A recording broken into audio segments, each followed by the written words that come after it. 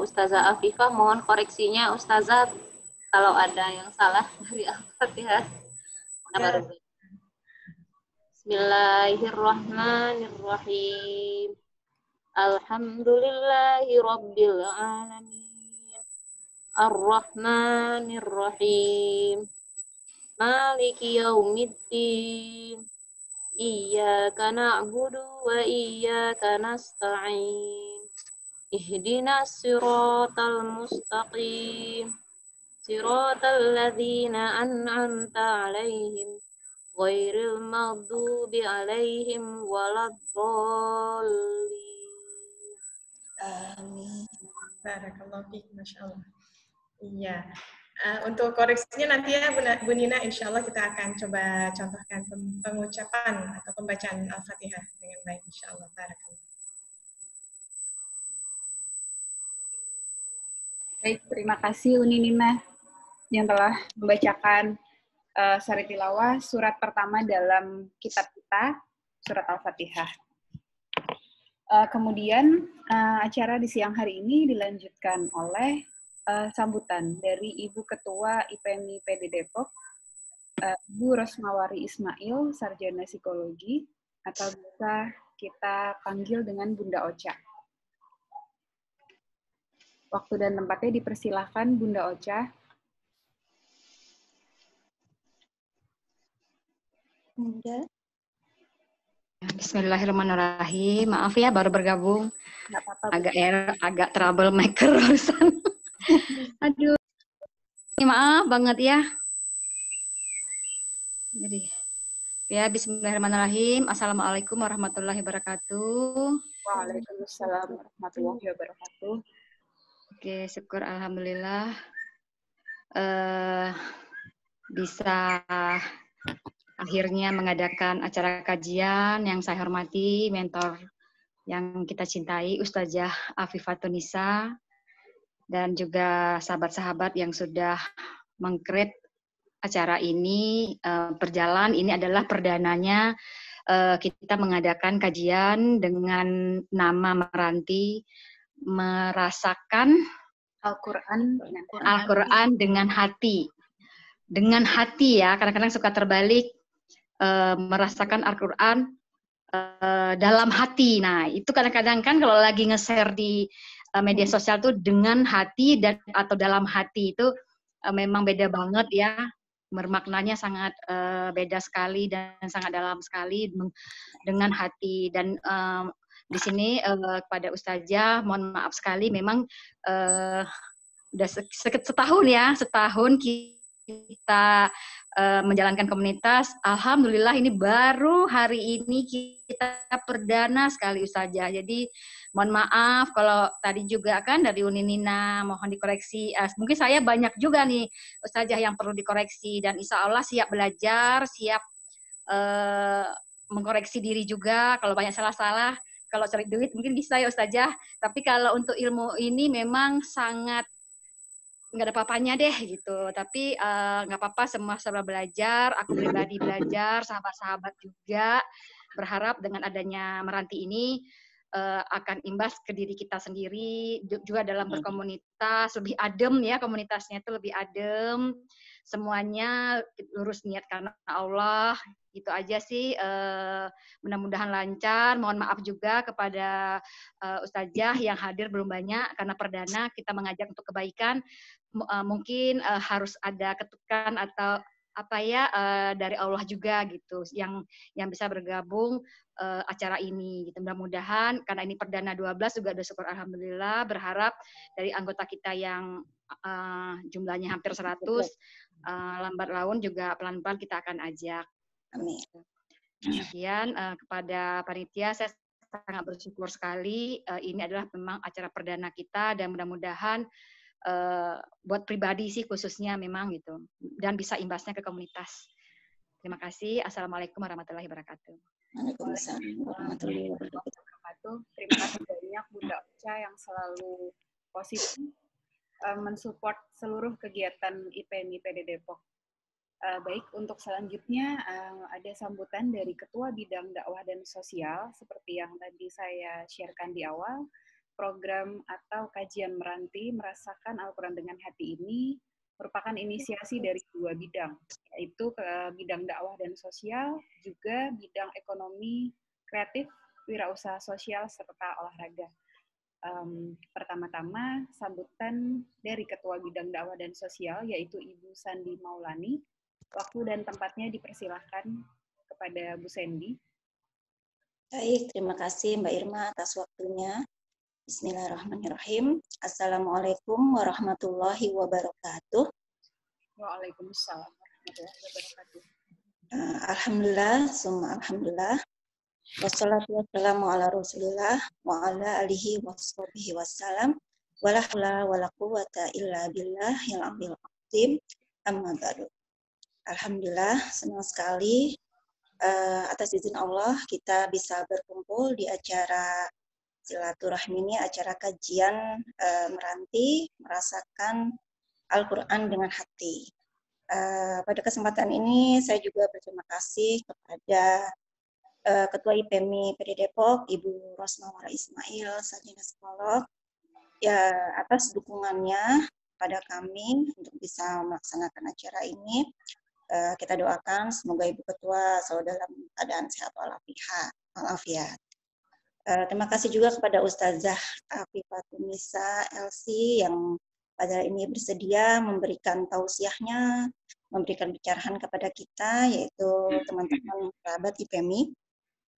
Terima kasih juga kepada tim Mitematika, Mbak Tami dan tim yang Masya Allah, subhanallah, semangatnya yang sudah mempersiapkan acara ini sehingga berjalan lancar dengan baik. Terima kasih juga kepada seluruh peserta kajian ini. Semoga kita tetap semangat, kita tetap istiqomah mengikuti kajian-kajian yang insya Allah kita akan adakan minimal 2 pekan sekali, insya Allah ya.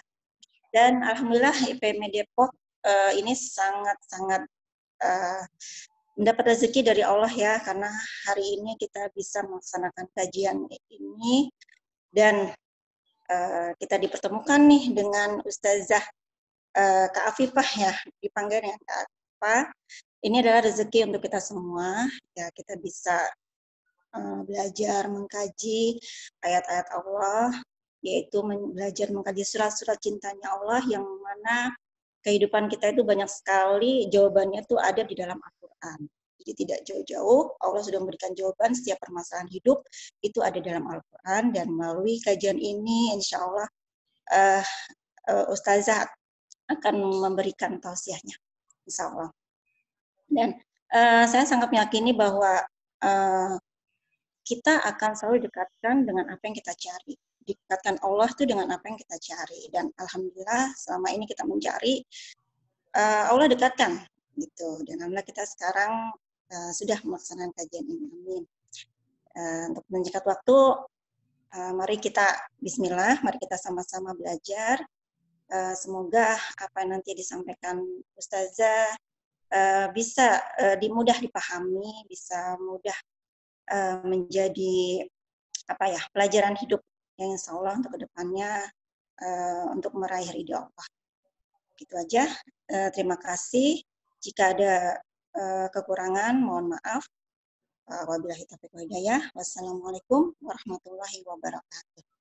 Terima kasih Mbak Irma. Assalamualaikum warahmatullahi wabarakatuh. Terima kasih Bu Sandy atas kalimat-kalimat yang memotivasi untuk kami semua. Untuk selanjutnya ada sambutan dari Ketua Bidang Ekonomi Kreatif, Wirausaha Sosial dan Olahraga oleh Ibu Utami Imanillah atau biasa kita panggil dengan Kak Tami. Waktu dan tempatnya dipersilahkan untuk Kak Tami. Ya, Assalamualaikum warahmatullahi wabarakatuh. Waalaikumsalam warahmatullahi wabarakatuh.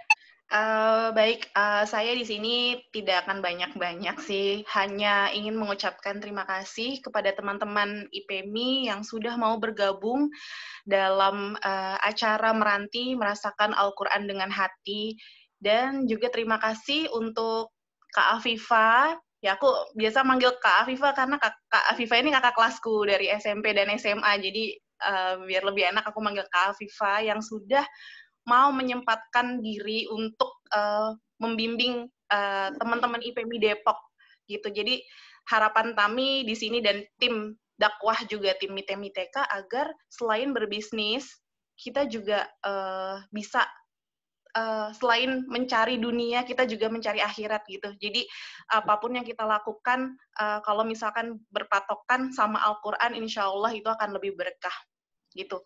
Itu tujuan kita dan semoga hari ini ilmunya bisa bermanfaat dan kita juga bisa mendapatkan pahala ya dari pembelajaran ini ya, dari kajian ini. Amin ya Rabbal Alamin. Terima kasih sekali lagi. Gitu aja dari saya lanjutkan kepada Irma. Baik, terima kasih Kak Tami atas sambutan dan motivasinya untuk kita semua.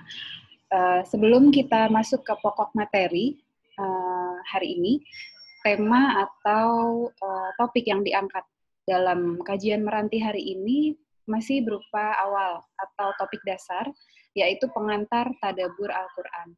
Sebelum kita masuk ke dalam pokok materi, saya perkenalkan narasumber kita atau ustazah yang akan membimbing kita, memberikan ilmu-ilmunya untuk kita. Ustazah Afifatun Nisa LC. Pendidikan beliau dari LIPIA atau Lembaga Pendidikan Indonesia dan Arab, Fakultas Syariah. Beliau juga pemegang sanad Qiraah Riwayat Imam Hafs dari Imam Asim Jalur Syatibiyah, pemegang sanad tajwid Tuhfatul Atfal wal Jaman. Beliau memiliki beberapa pengalaman kerja sebelumnya, yaitu kepala sekolah dan pengajar di Rumah Al-Quran di Johor, Malaysia, pengajar Al-Quran dan Bahasa Arab di Al-Bahdat Learning Johor, Malaysia, pengajar tahfiz dan Bahasa Arab di SMU Tunas Bangsa Depok, pengajar Bahasa Arab online untuk warga Indonesia di Swiss dan Jerman, pengajar di Rumah Tahfiz Al-Qarim Batam, pengajar Bahasa Arab dan Al-Quran online dan offline. Aktivitas beliau di antara lain ada mengisi majelis taklim, pengasuh Rumah Sahabat Quran Batam, pembina Quran Learning Center IP Batam, serta mengajar Al-Quran dan Bahasa Arab secara offline juga online. Beliau ini masih tergolong milenial, ibu-ibu atau sahabat-sahabat IPMI. Saya sapa teman-teman di sini semua dengan sahabat-sahabat IPMI Depok ya. Beliau ini luar biasa ilmunya, masih muda, kelahiran Jakarta ya, masih milenial juga. Beliau sudah dikaruniai 4 orang anak, Masya Allah ya. Kemudian karena kita ini memang lagi pandemi, tidak bisa atau belum bisa ada kajian offline, jadi kita mengadakannya memang online. Dan jika sahabat-sahabat IPMI Depok belum tahu, beliau ini berdomisili di Batam. Jadi Masya Allah, beliau di Batam, kita ada di Depok, tapi tidak menyurutkan semangat, niat, dan ketulusan untuk sharing dan berbagi ilmu kepada kita semua hari ini. Masya Allah sekali. Baik, tidak lama-lama lagi, langsung masuk ke pokok materi. Saya akan mulai share screen. Kemudian nanti materinya akan saya share di WhatsApp ya, atau grup WhatsApp, supaya dapat dipelajari lagi, dapat dikaji lagi. Jika nanti ada yang ingin ditanyakan atau ingin sharing juga bisa. Dalam masuk ke pokok materi ini, sudah disertai penjelasan atau sharing dari Ustazah Afifah. Juga nanti ada sesi tanya jawab ya. Boleh dari kita semua untuk mengajukan pertanyaan kepada Ustazah Afifah. Baik, waktu dan tempatnya dipersilakan kepada Ustazah Afifah untuk memulai kelas Tadabbur Al-Quran hari ini. Bismillahirrahmanirrahim. Rabbi shrah li sadri wa yassir li amri wahlul 'uqdatam min lisani yafqahu qawli. Uhayyikunna tahiyatal Islam, tahiyatan mubarakatan min 'indillahi li ahlil jannah. Assalamualaikum warahmatullahi wabarakatuh. Waalaikumsalam. Suara saya jelas di sana? Jelas. Jelas ya, alhamdulillah. Ya, alhamdulillahirabbil alamin alladzi bi ni'matihi tatimmus shalihat. Asyhadu an la ilaha illallah wa asyhadu anna Muhammadan abduhu wa rasuluhu la nabiyya ba'dah. Allahumma salli ala Sayyidina Muhammadin wa ala alihi wa sahbihi wa man tabi'ahu bi ihsanin ila yaumiddin. Amma ba'd. Allahumma anfa'na bima 'allamtana wa 'allimna ma yanfa'una wa zidna ilman yanfa'una ya Rabb. Allahumma inna nas'aluka ridhaka wal jannah wa na'udzu bika min sakhatika wan nar. Allahumma ij'alna wa ahlana wa dhurriyyatina wa mujtama'ana min ahli al-Qur'an alladhina hum ahluka wa khassatuka ya arhamar rahimin. Rabbana hab lana min azwajina wa dhurriyyatina qurrata a'yun waj'alna lil muttaqina imama. Allahumma inna nas'aluka al-huda wal tuqa wal 'afafa wal ghina. Allahumma amin. Alhamdulillah, bersyukur sekali di pertemuan perdana kali ini ya, bertepatan juga dengan hari Jumat yang penuh berkah, insyaallah. Mudah-mudahan aktivitas online kita kali ini adalah aktivitas yang Allah berkahi, yang tentunya mudah-mudahan dapat membuahkan keimanan dan tentu ilmu ya, yang bisa menjadi bekal buat para ummahat shalihat di sini, khususnya dalam beraktivitas ya, beraktivitas baik aktivitas bisnisnya, kemudian juga aktivitas sehari-harinya ya, di mana kita sama-sama di sini meniatkan diri sama-sama belajar ya, sama saya juga insyaallah belajar ya dengan menyampaikan apa yang kita bahas kali ini juga adalah salah satu cara Allah mengajarkan saya untuk terus belajar gitu ya, karena memang sesungguhnya Allah memuliakan orang-orang yang belajar dan mengajarkan gitu ya. Di dalam salah satu hadis disebutkan ya bahwa semua yang ada di dunia ini terlaknat ya, kecuali zikrullah, kemudian orang yang belajar dan orang yang mengajarkan. Masya Allah ya. Mudah-mudahan dengan kita terus zikrullah, dan salah satu zikir yang utama ya itu adalah membaca Al-Quran. Ini adalah zikir yang paling utama, di mana pastinya ketika kita baca Al-Quran akan ingat kepada Allah. Kemudian belajar dan juga mengajarkan. Ya, apalagi yang kita pelajari kali ini adalah sebaik-baik ilmu, yaitu ilmu Al-Quran, di mana Al-Quran ini merupakan kalamullah, ya, firman Allah, surat cintanya Allah kepada hambanya, kepada makhluknya, ya. Maka sangat merugi sekali orang yang malas untuk baca surat cintanya Allah, gitu ya. Jadi di sini kita sebenarnya berkaca lagi ya, saya juga ya, insyaallah sama-sama berkaca, sudah seberapa jauh interaksi kita dengan Al-Quran, sudah seberapa dekatkah ya kita kepada Allah dengan memahami surat cintanya Allah, gitu ya. Nah kalau kita nih masih ya baca Al-Quran juga masih kadang baca, kadang enggak gitu ya. Kemudian kalau ditanya surat ini isinya tentang apa ya? Ya kadang kita tahu, kadang kita nggak tahu. Nah, maka ya begitulah kadar Allah ya, kadar cinta kita kepada Allah yang tentunya menunjukkan kadar cintanya Allah kepada kita. Ya, ada perkataan dari sahabat ya, Abdullah bin Mas'ud ya.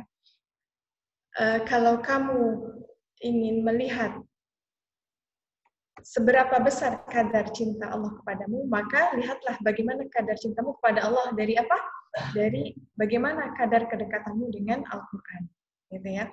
Bagaimana kadar kesenangan hati kita dalam baca Al-Quran. Kalau kita membaca Al-Quran berat, gitu ya, atau bahkan merasa ya terbebani gitulah ya.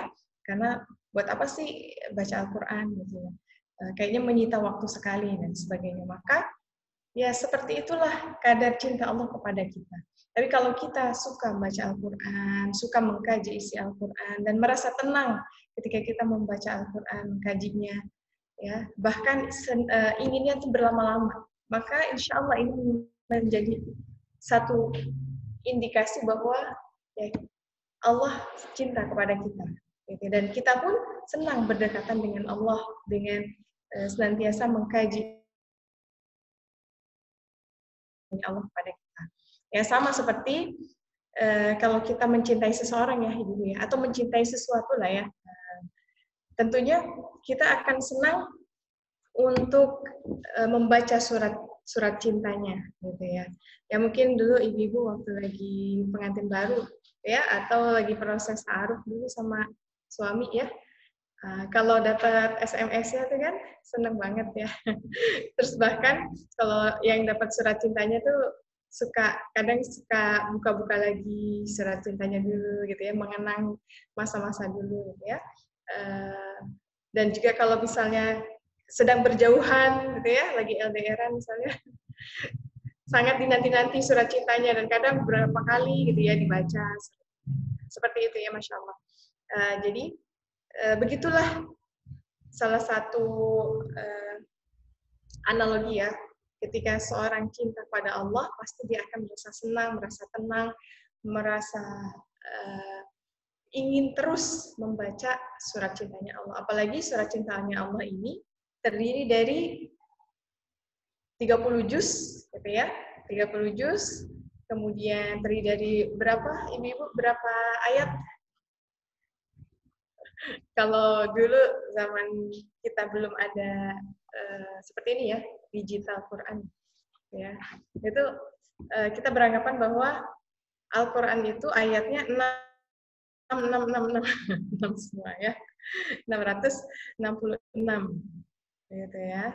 Nah ternyata kalau kita hitung ya, dan sekarang lebih mudah untuk cara menghitungnya, itu tidak seperti itu ya. Jumlahnya adalah 6.236 ayat gitu ya. Nah, dan Masya Allah, kalau kita hitung ya, misalnya setiap hari kita memahami satu ayat saja gitu ya. Kita ini hidup sudah berapa tahun ya? Saya usianya saat ini 36 tahun. Kalau dihitung setiap tahun itu kan 365 hari, kali 35 sudah berapa ini ya, ayat gitu ya. Nah, sepertinya bisa hatam ya kalau kita mau mentadaburi satu ayat gitu ya. Apalagi kalau yang usianya mungkin sudah lebih senior dari saya gitu ya. Masya Allah, di sini ada Bunda Nina, ada Bunda Foni ya, dan juga Bunda Ros. Saya panggilnya Bunda Ros ya, atau Bunda siapa tadi?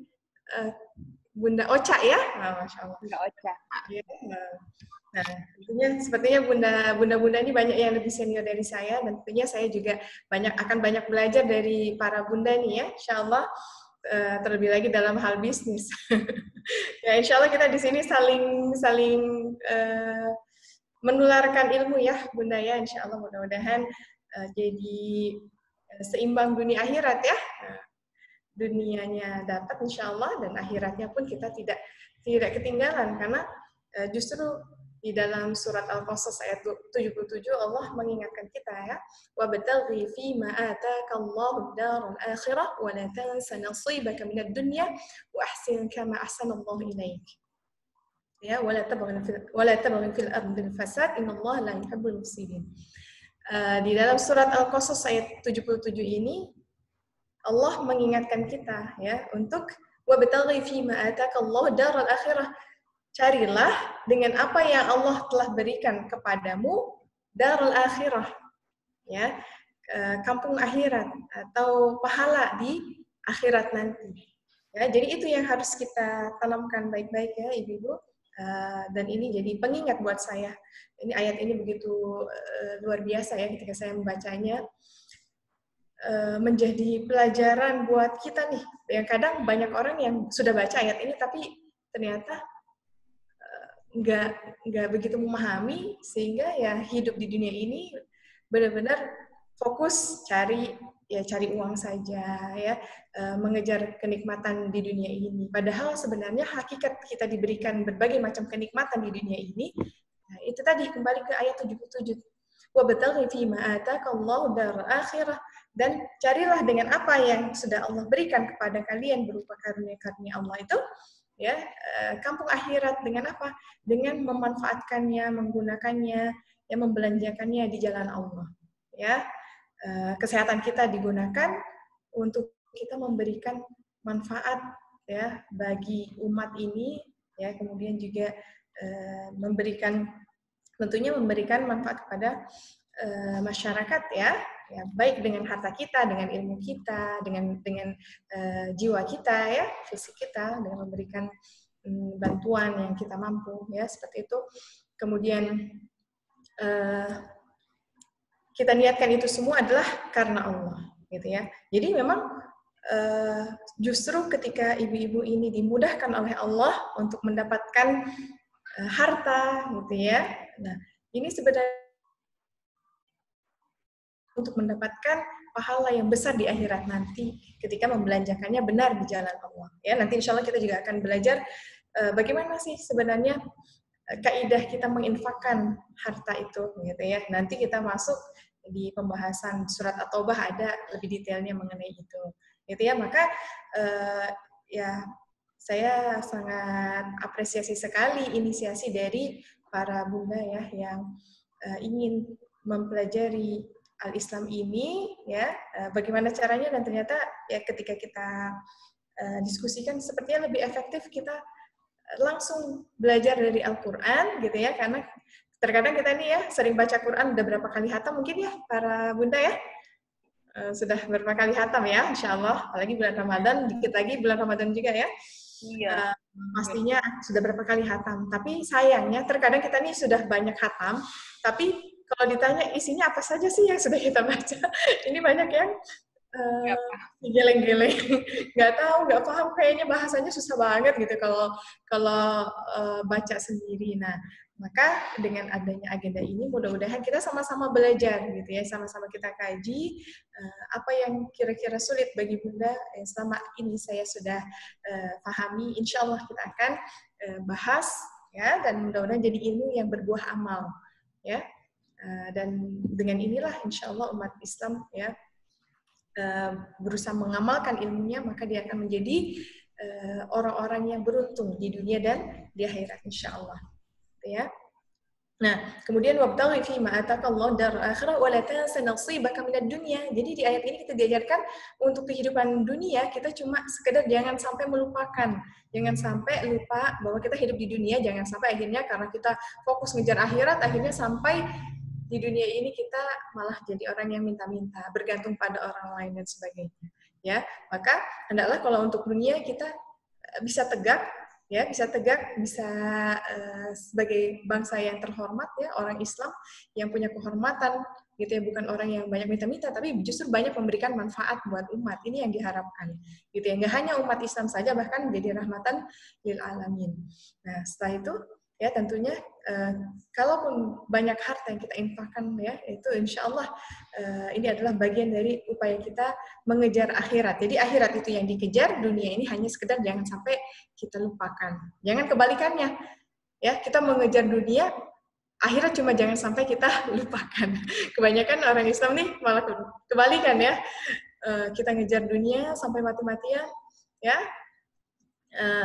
dan akhirat ini cuma sekedar ya yang penting kita jangan sampai lupa sama akhirat lah. Jadi kalau pemahaman agama atau pengamalan dalam bidang agama sudahlah hanya sekedarnya saja, yang penting kita nggak lupa gitu ya.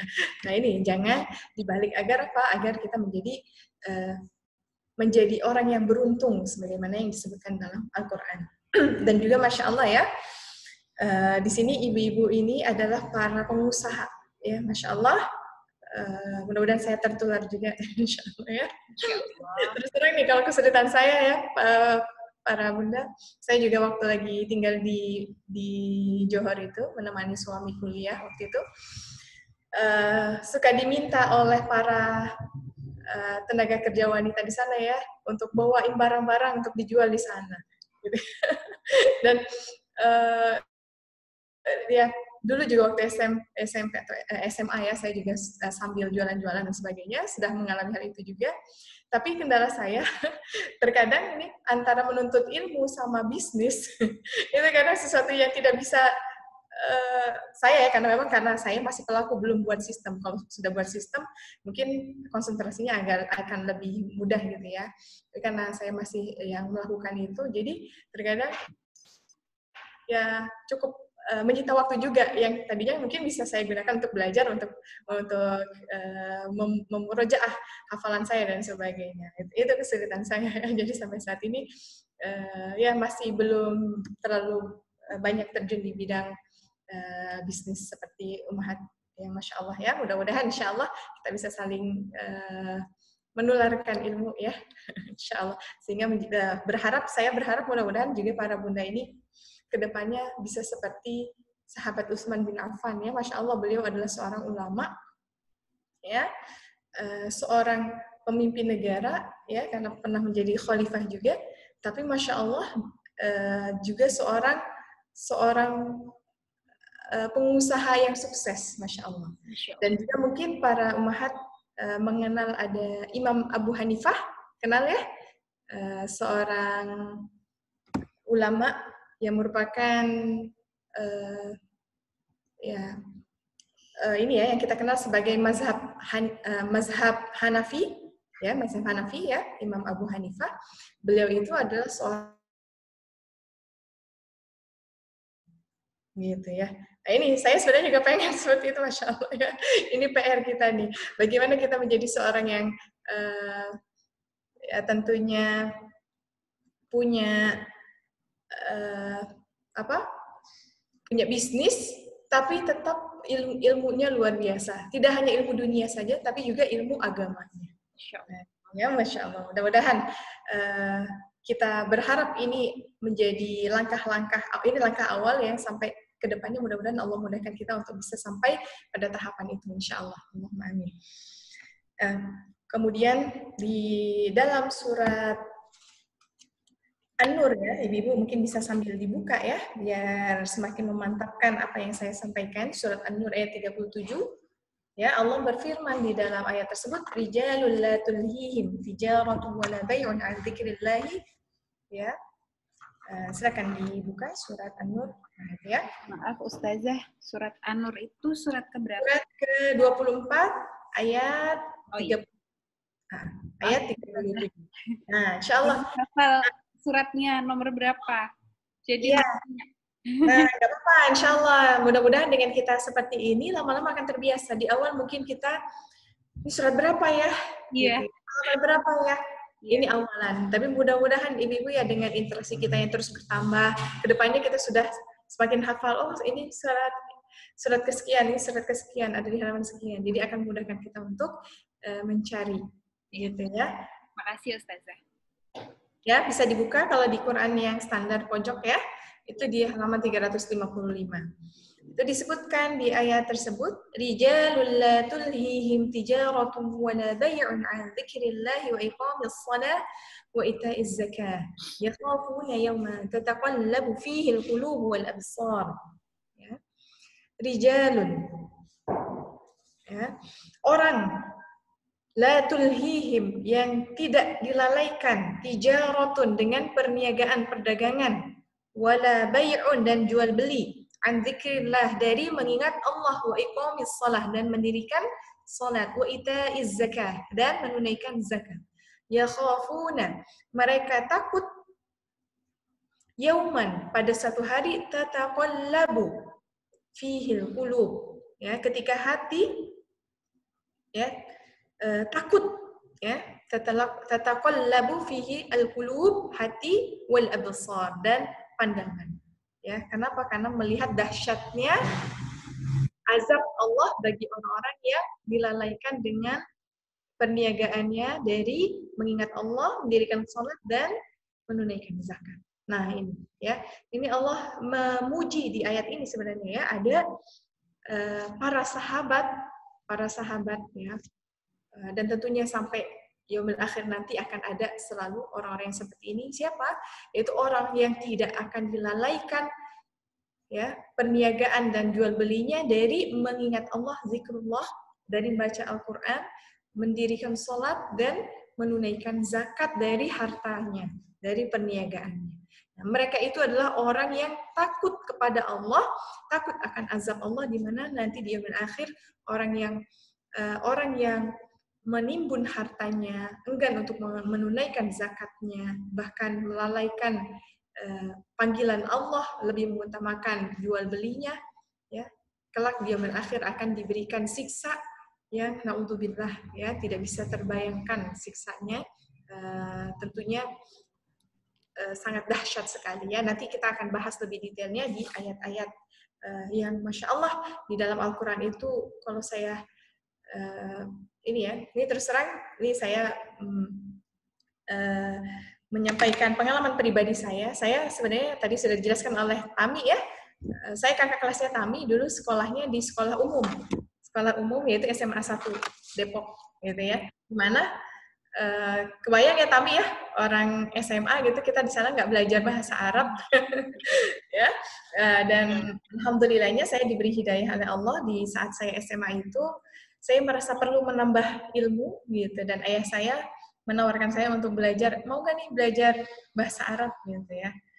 Terus saya ya alhamdulillah merasa tertarik aja saat itu untuk belajar bahasa Arab, dan ketika itu ya saya belajar pada saat itu pulang sekolah sepekan 3 kali dan cuma 2 jam lah, ya. Pada saat saya belajar bahasa Arab itu saya merasakan kenikmatan ketika membaca Al-Quran. Satu persatu mulai tersingkap isi-isi Al-Quran, ya, tanpa harus melihat terjemahannya. Dan saya merasakan betapa nikmatnya saat itu saya membaca Al-Quran. Ya, dibandingkan dengan sebelumnya saya baca Al-Quran, baca saja, ibaratnya kalau burung beo gitu ya, burung beo ngucapin assalamualaikum gitu, tapi dia kan nggak paham apa yang diucapkan gitu ya. Saya merasa diri saya dulu seperti itu, saya baca Quran tapi nggak ngerti isi Al-Quran, jadi belum begitu banyak manfaat yang bisa saya dapatkan selain motivasi untuk mendapatkan pahala gitu ya. Jadi pada saat itu hanya motivasi mendapatkan pahala. Nah, setelah mulai belajar bahasa Arab gitu ya, saya merasakan ternyata ya Allah sangat sayang sekali saya sebagai seorang muslimah yang sebenarnya kalau isi Al-Quran kita gali luar biasa banyak sekali intan. Kalau kita memahami hal itu gitu ya, kita pengennya tuh dapat semuanya. Pengennya tuh setiap hari ada yang kita dapatkan gitu ya. Ibaratnya kalau kita melihat ada emas, berlian dan sebagainya, pasti kita berburu untuk mendapatkan itu semua, dan pengennya tuh semuanya kita raup cepat gitu ya. Ya, tapi tentunya Al-Quran itu karena memang banyak sekali ya satu persatu tersingkap, itu membuat hati kita terasa nikmat dan terus haus sekali gitu. Makanya saya ketika akhirnya memutuskan untuk melanjutkan kuliah gitu ya, saya akhirnya lain dengan Tami ya. Agak berbeda dengan Tami dan juga teman-teman saya waktu itu. Ya, teman-teman saya lulusan SMA 1 Depok itu pasti larinya pengennya ke PTN dan sebagainya. Saya pengennya malah ke Mekah atau ke negara-negara yang memang saya ingin mempelajari lebih detail lagi bahasa Arab dan pengen ngomong dengan bahasa Arab gitu ya. Dan alhamdulillah Allah berikan kemudahan itu. Sampai akhirnya saya dimudahkan Allah untuk masuk ke Libya. Libya itu ibu-ibu mungkin sudah kenal ya. Di Jakarta itu di seberangnya Republika ada bangunan Libya, itu adalah cabang dari ada King Ibnu Saud ya. King Ibnu Saud yang ada di Riyadh. Cabangnya ada di Jakarta, kalau di Indonesia di Jakarta, dan sekarang sepertinya ada di beberapa tempat di mana di sana kita sehari-hari harus berbicara bahasa Arab. Jadi nggak boleh selain bahasa Arab, yang dengan bahasa Arab itulah alhamdulillah membantu saya untuk bisa lebih mendalami Al-Quran. Dan saya tertarik setelah saya lulus kuliah pun terus belajar Al-Quran, karena kalau kita kaji, Masya Allah ya, nggak selesai-selesai gitu ya. Nggak selesai-selesai, dan kita ini masih sangat minim sekali pemahamannya, apalagi pengamalannya gitu ya. Bagaimana kita bisa mengamalkan isi Al-Quran kalau pahamnya juga masih sedikit gitu. Maka ini PR kita ya, agar kita menjadi umat yang ditolong oleh Allah ya, yang dimuliakan oleh Allah dengan Al-Quran sebagaimana Allah memuliakan Rasulullah, kemudian para sahabat ya di masa-masa sesudah Rasulullah SAW wafat. Ya Allah buktikan dengan Allah muliakan mereka dengan menaklukkan peradaban dunia pada saat itu ya. Mereka menjadi bangsa yang beradab dan nomor 1, Masya Allah gitu ya, pada saat bangsa-bangsa lain sedang dalam kegelapan. Nah ini, jadi PR kita bagaimana kita dekat dengan Al-Quran gitu ya. Dan ibu-ibu nggak usah khawatir, saya ini kan basicnya Mungkin ada ya kekhawatiran, saya kan basicnya umum, bagaimana saya bisa memahami Al-Quran, bagaimana saya bisa bisa bahasa Arab dan sebagainya, gitu ya. Ini satu hal yang mungkin ya, ini sudah saya buktikan juga, di mana saya juga sebenarnya bukan dari masih kecil, atau saya juga bukan keluaran dari pondok ibu-ibu, ya. Apalagi kalau ada ibu-ibu di sini mungkin yang keluaran pondok, gitu ya. Jadi saya bukan keluaran pondok, tapi terus saya belajar di Libya dan terus belajar sampai saat ini, ya, bagaimana tetap aktif belajar Al-Quran, ya, dan juga saat ini saya sedang belajar dengan seorang syekhah dari Mesir, gitu ya, belajar qiraat dan juga ilmu-ilmu terkait dengan Al-Quran, karena memang saya sendiri ya merasa sangat jauh sekali ilmu saya gitu, sehingga harus terus belajar sampai akhir hayat kita. Dan mudah-mudahan Ummahatul Fillah juga ya di tengah-tengah kesibukannya berusaha untuk menyempatkan waktunya untuk belajar Al-Quran. Mudah-mudahan Allah berkahi bisnisnya gitu ya. Dan keberkahan ini kan adalah kebaikan yang terus bertambah, ya, harta yang bertambah, dan tentunya kebaikan yang dihasilkan dari harta-harta Ummahatul Fillah semua, ya, yang tentunya identifikasi dari keberkahan itu adalah tentunya semakin dekatnya kita kepada Allah. Ketika misalnya harta kita bertambah tapi semakin jauh dari Allah, maka hati-hatilah Ummahatul Fillah, bisa jadi ini adalah salah satu bentuk istidraj, di mana Allah membiarkan kita terombang-ambing dalam kesesatan, dalam kesalahan, ya, sampai akhirnya kita akhirnya naudzubillah ya, malah semakin jauh. Dan kalau orang-orang kafir juga seperti itu ya ibu-ibu ya. Kenapa kalau kita lihat banyak orang-orang kafir ini justru yang menguasai perekonomian gitu ya. Justru mereka orang-orang yang rata-rata banyak yang kaya gitu kan, banyak yang kaya. Bahkan saat ini justru orang-orang yang non muslim banyak yang mereka ekonominya maju gitu. Kenapa kok bisa seperti itu? Ya, pertama memang PR kita nih umat Islam, harusnya kita mengamalkan apa yang ada dalam Al-Qur'an, ya. Karena sesungguhnya orang-orang barat itu mereka maju karena mereka mengamalkan apa yang ada dalam Al-Qur'an sebenarnya. Gitu ya, sebagaimana yang kami pelajari di dalam pengalaman kami waktu kami di Jerman, sesungguhnya mereka ya, orang-orang barat itu banyak mengamalkan nilai-nilai yang ada dalam Islam, sehingga mereka menjadi negara maju. Padahal kan kita pelajari dulu mereka pernah mengalami masa kegelapan, gitu ya. Nah, mereka maju ketika mereka mengamalkan nilai-nilai Islam. Nah, kita semakin mundur, padahal kita senantiasa baca Quran dan sebagainya ya. Kenapa? Karena kita pengamalannya kurang. Gitu. Ini nih PR kita. Ya, berbeda dengan generasi para sahabat yang Masya Allah mereka mengatakan bahwa kami tidak menambah ya, setelah kami menghafalkan 10 ayat, kami tidak menambah itu sebelum kami memahami. Generasi para sahabat itu Masya Allah ya, mereka itu ketika membaca Al-Quran, menghafalkannya, mereka memahami dulu, kemudian mengamalkannya, baru nambah.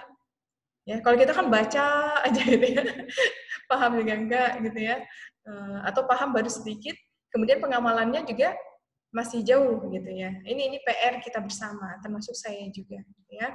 Maka ini mudah-mudahan dengan majelis-majelis seperti ini menjadi pengingat buat kita bersama untuk terus belajar, terus berusaha untuk mengamalkan, sehingga kita mudah-mudahan ya kita mulai dari sekarang, dari kita sendiri ya, agar menjadi umat yang mudah-mudahan Allah tolong ya untuk kemudian bisa memberikan manfaat yang lebih besar lagi untuk umat gitu ya. Jadi bukan hanya sekedar kita mensejahterakan diri kita, tapi bagaimana juga sama-sama mensejahterakan umat Islam wabil khusus gitu ya.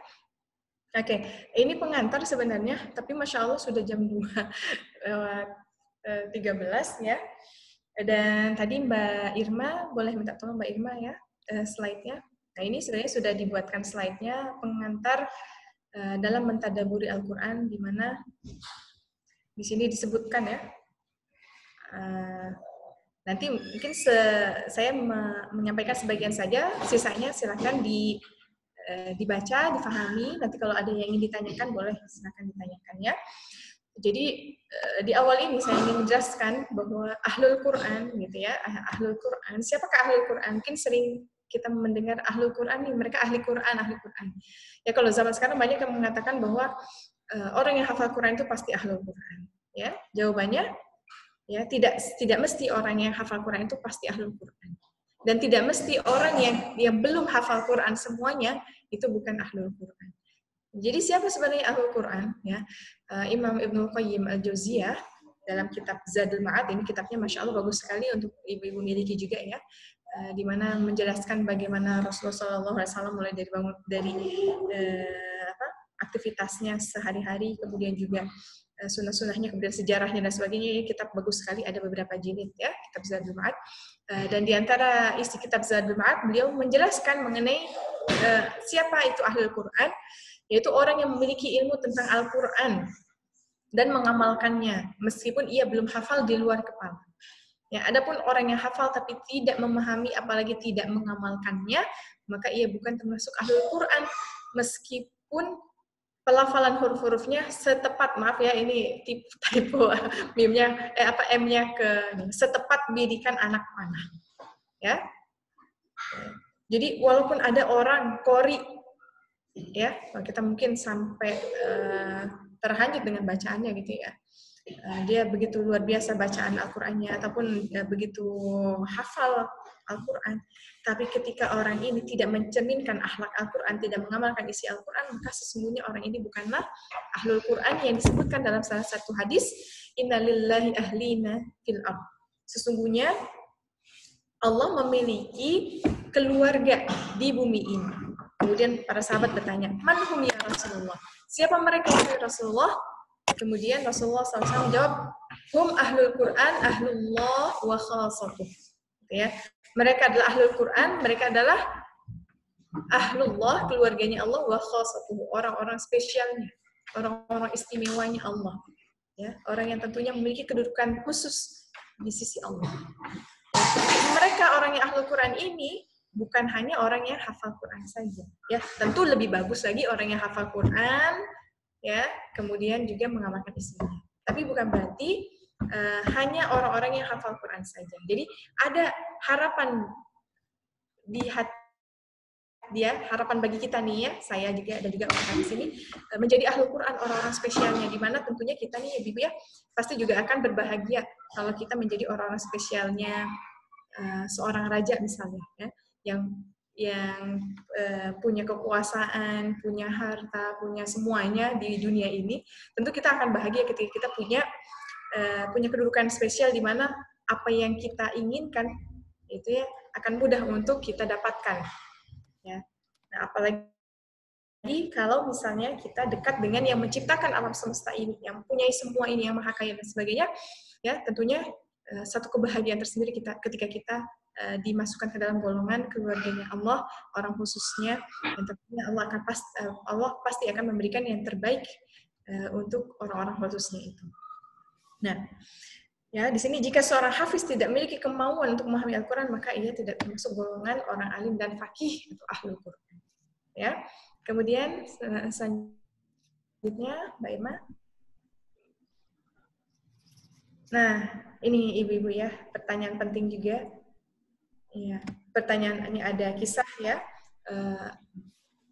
Ada seorang yang bertanya kepada Abdullah bin Mubarak. Abdullah bin Mubarak ini adalah seorang ulama tafsir ya, yang luar biasa ilmunya. Dan kalau kita baca kitab-kitab tafsir itu suka ada nama Abdullah bin Mubarak, Ibnu Mubarak.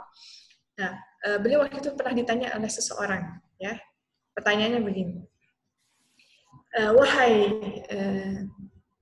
Ibnu Mubarak, mana yang lebih baik untuk aku pelajari gitu ya di sisa-sisa waktuku ini?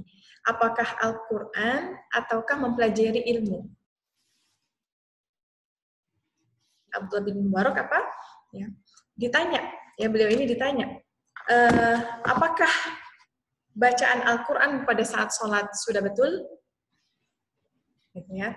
Kemudian jawabannya sudah, kata orang tersebut. Ya. Nah kalau begitu, ya pelajarilah ilmu, tuntutlah ilmu yang lain, ya seperti itu. Nah dari percakapan ini kita mengambil kesimpulan bahwa kewajiban seorang muslim, ya apalagi kalau kita di sini kan seorang yang sudah dewasa, ya, ketika kita dihadapkan oleh waktu yang minim dan kita harus menggunakan waktu ini untuk ya salah satu ya memilih, nggak bisa semuanya. Apa yang kita dahulukan? kalau misalnya ilmu kita terkait hal-hal yang menunjang sholat kita benar, ini masih belum sempurna, maka ini yang lebih diutamakan. Ya, jadi ketika misalnya ada seorang yang bacaan Al-Qur'annya, terutama yang dibaca pada saat sholat itu belum baik, maka kewajiban yang hukumnya fardu ain adalah menuntaskan agar ini ya kita bisa kuasai dengan baik. Ya, mulai dari pengucapan bacaan Al-Qur'annya, ya ayat-ayat yang kita baca pada saat sholat, ya kemudian juga doa-doa yang kita baca pada saat sholat tentunya ya. Kemudian sesudah itu ya tentunya kalau sudah semua yang tercukupi ya terkait dengan bagaimana pemahaman kita mengenai sholat ya, fardu sholat ya, sunat sholat dan sebagainya itu sudah baik, maka kita diperkenankan untuk mempelajari ilmu yang lain yang diwajibkan tentunya sesuai dengan posisi kita atau jabatan kita atau peran kita di masyarakat saat ini. Jadi kayak misalnya ya ibu-ibu di sini sebagai ummahat, sebagai istri, kemudian juga sebagai pengusaha. Tentu yang wajib untuk difahami selain ilmu yang hukumnya fardu ain ya, fardu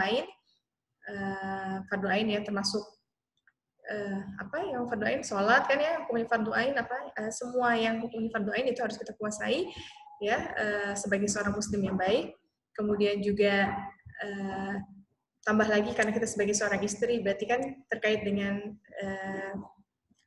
fikih pernikahan itu harus kita kuasai. Kemudian juga karena kita sebagai seorang pebisnis, maka ilmu fikih muamalah dalam bisnis itu juga harus dikuasai, fikih ekonomi, gitu ya.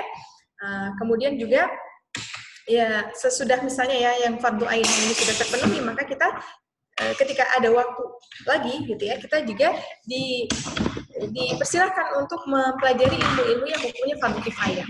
Ya, yang tentunya kita berharap mudah-mudahan ibu-ibu di sini menjadi salah satu penopang ekonomi umat ya yang akan memajukan umat Islam insyaallah dengan hartanya, memajukan kehidupan ini ya dalam segala sisi gitu ya kita sebagai jamaah umat Islam ya insyaallah mudah-mudahan dengan hartanya akan memberikan manfaat yang lebih. Nah ini yang perlu kita pahami. Jadi kita tidak boleh mengenyampingkan yang fardu ain, justru kita mengejar yang fardu kifayah gitu ya.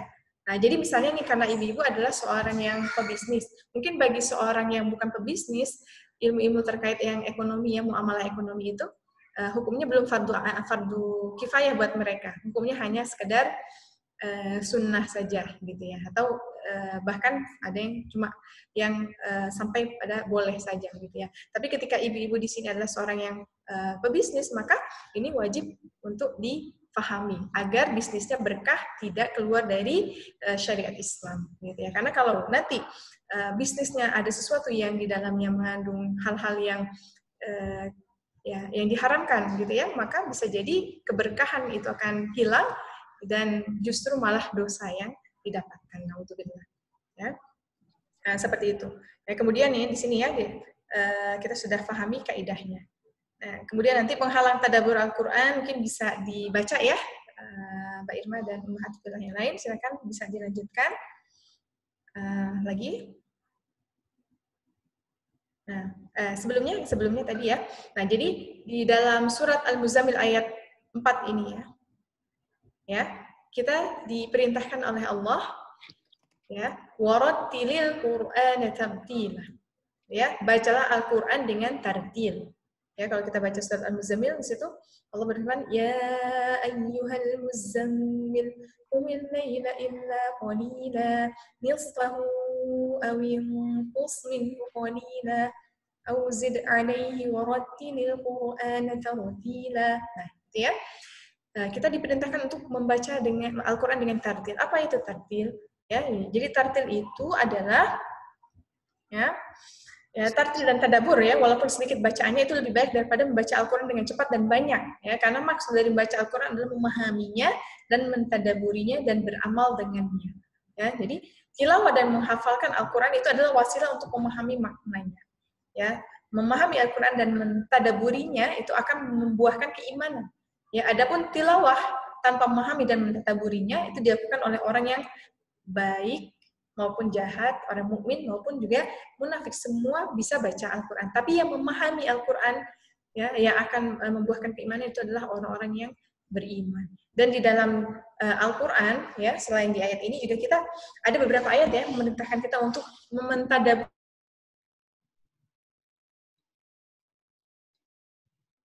ya. Surat Shad ayat 29. Mungkin ibu-ibu juga nanti bisa buka ya surat Shad ayat 29. Surat keberapa, Ustazah? Surat Shad itu surat ke-38. Surat ya. ke-38, baik. Ya, ayat 29 ya, di sana Allah berfirman. Ya. Kitabun anzalnahu ilaika mubarakun liyadabbaru ayati wa liyatadzakkara ulul albab. Ya, kitabun anzalnahu, kitab ya, sebuah kitab yang kami menurunkannya kepada engkau mubarakun, yang penuh berkah. Ya. Liyadabbaru ayati, agar mereka mentadaburi ayat-ayatnya, wa liyatadzakkara ulul albab, dan agar orang yang punya pikiran ini ingat ya, ingat akan ayat-ayat Allah ya, kemudian memahami ayat-ayat Allah ya, dan tentunya dari sana akhirnya beramal dengan amal yang Allah ridhai ya, seperti itu ya. Dan ada beberapa lagi ya ayat yang nanti bisa dibaca ya. Kemudian selanjutnya silakan Mbak Irma.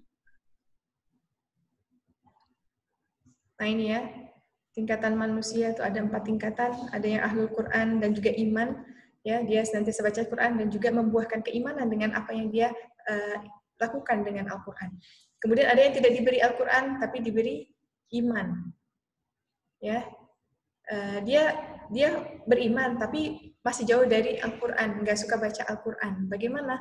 Ya, dia seperti ya banyaklah umat Islam yang saat ini ya.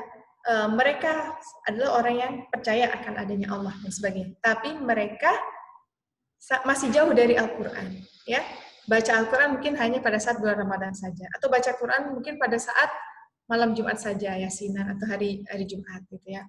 Kemudian ya hanya sedikit yang dia beriman kepada Allah dan juga punya interaksi yang intens dengan Al-Quran. Kemudian ada yang diberi Al-Quran tapi tanpa iman. Orang yang baca Quran tapi tidak membuahkan iman. Ada juga yang seperti ini. Ada yang diberi iman tanpa Al-Quran. Gitu ya. Yang di sini yang ini ya, maaf. Yang kedua ini tidak diberi Al-Quran dan iman, gitu ya. Jadi tidak diberi Al-Quran dan juga tidak diberi iman, ini orang kafir tentunya. Yang ada yang diberi Al-Quran tapi tanpa iman, gitu ya. Jadi dia baca Quran tapi tidak membuahkan iman. Ada yang diberi iman tapi tanpa kedekatannya dengan Al-Quran. Bisa difahami ya, insyaallah. Ya, selanjutnya Mbak Irma. Nah ini kurang lebih bisa dibaca ya. Tadi sudah saya sampaikan.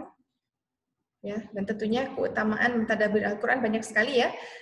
Tidak hanya setiap hurufnya kita diberi kebaikan, ya, tapi mentadabburinya pun juga, ya, memahami Al-Qurannya pun juga itu diberi pahala.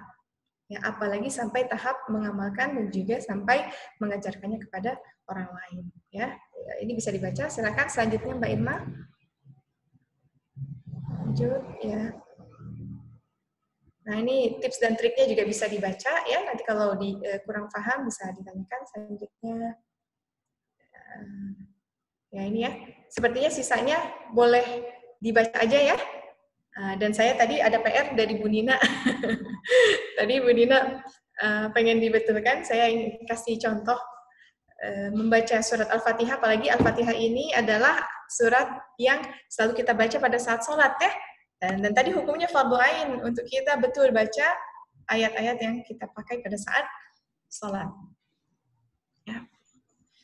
A'udzu billahi minasy syaithanir rajim. Bismillahirrahmanirrahim. Alhamdulillahi rabbil alamin. Ar-Rahmanir Rahim. Maliki yaumiddin. iyyaka na'budu wa iyyaka nasta'in. Ihdinas siratal mustaqim. Siratal ladzina an'amta 'alaihim ghairil maghdubi 'alaihim waladdallin.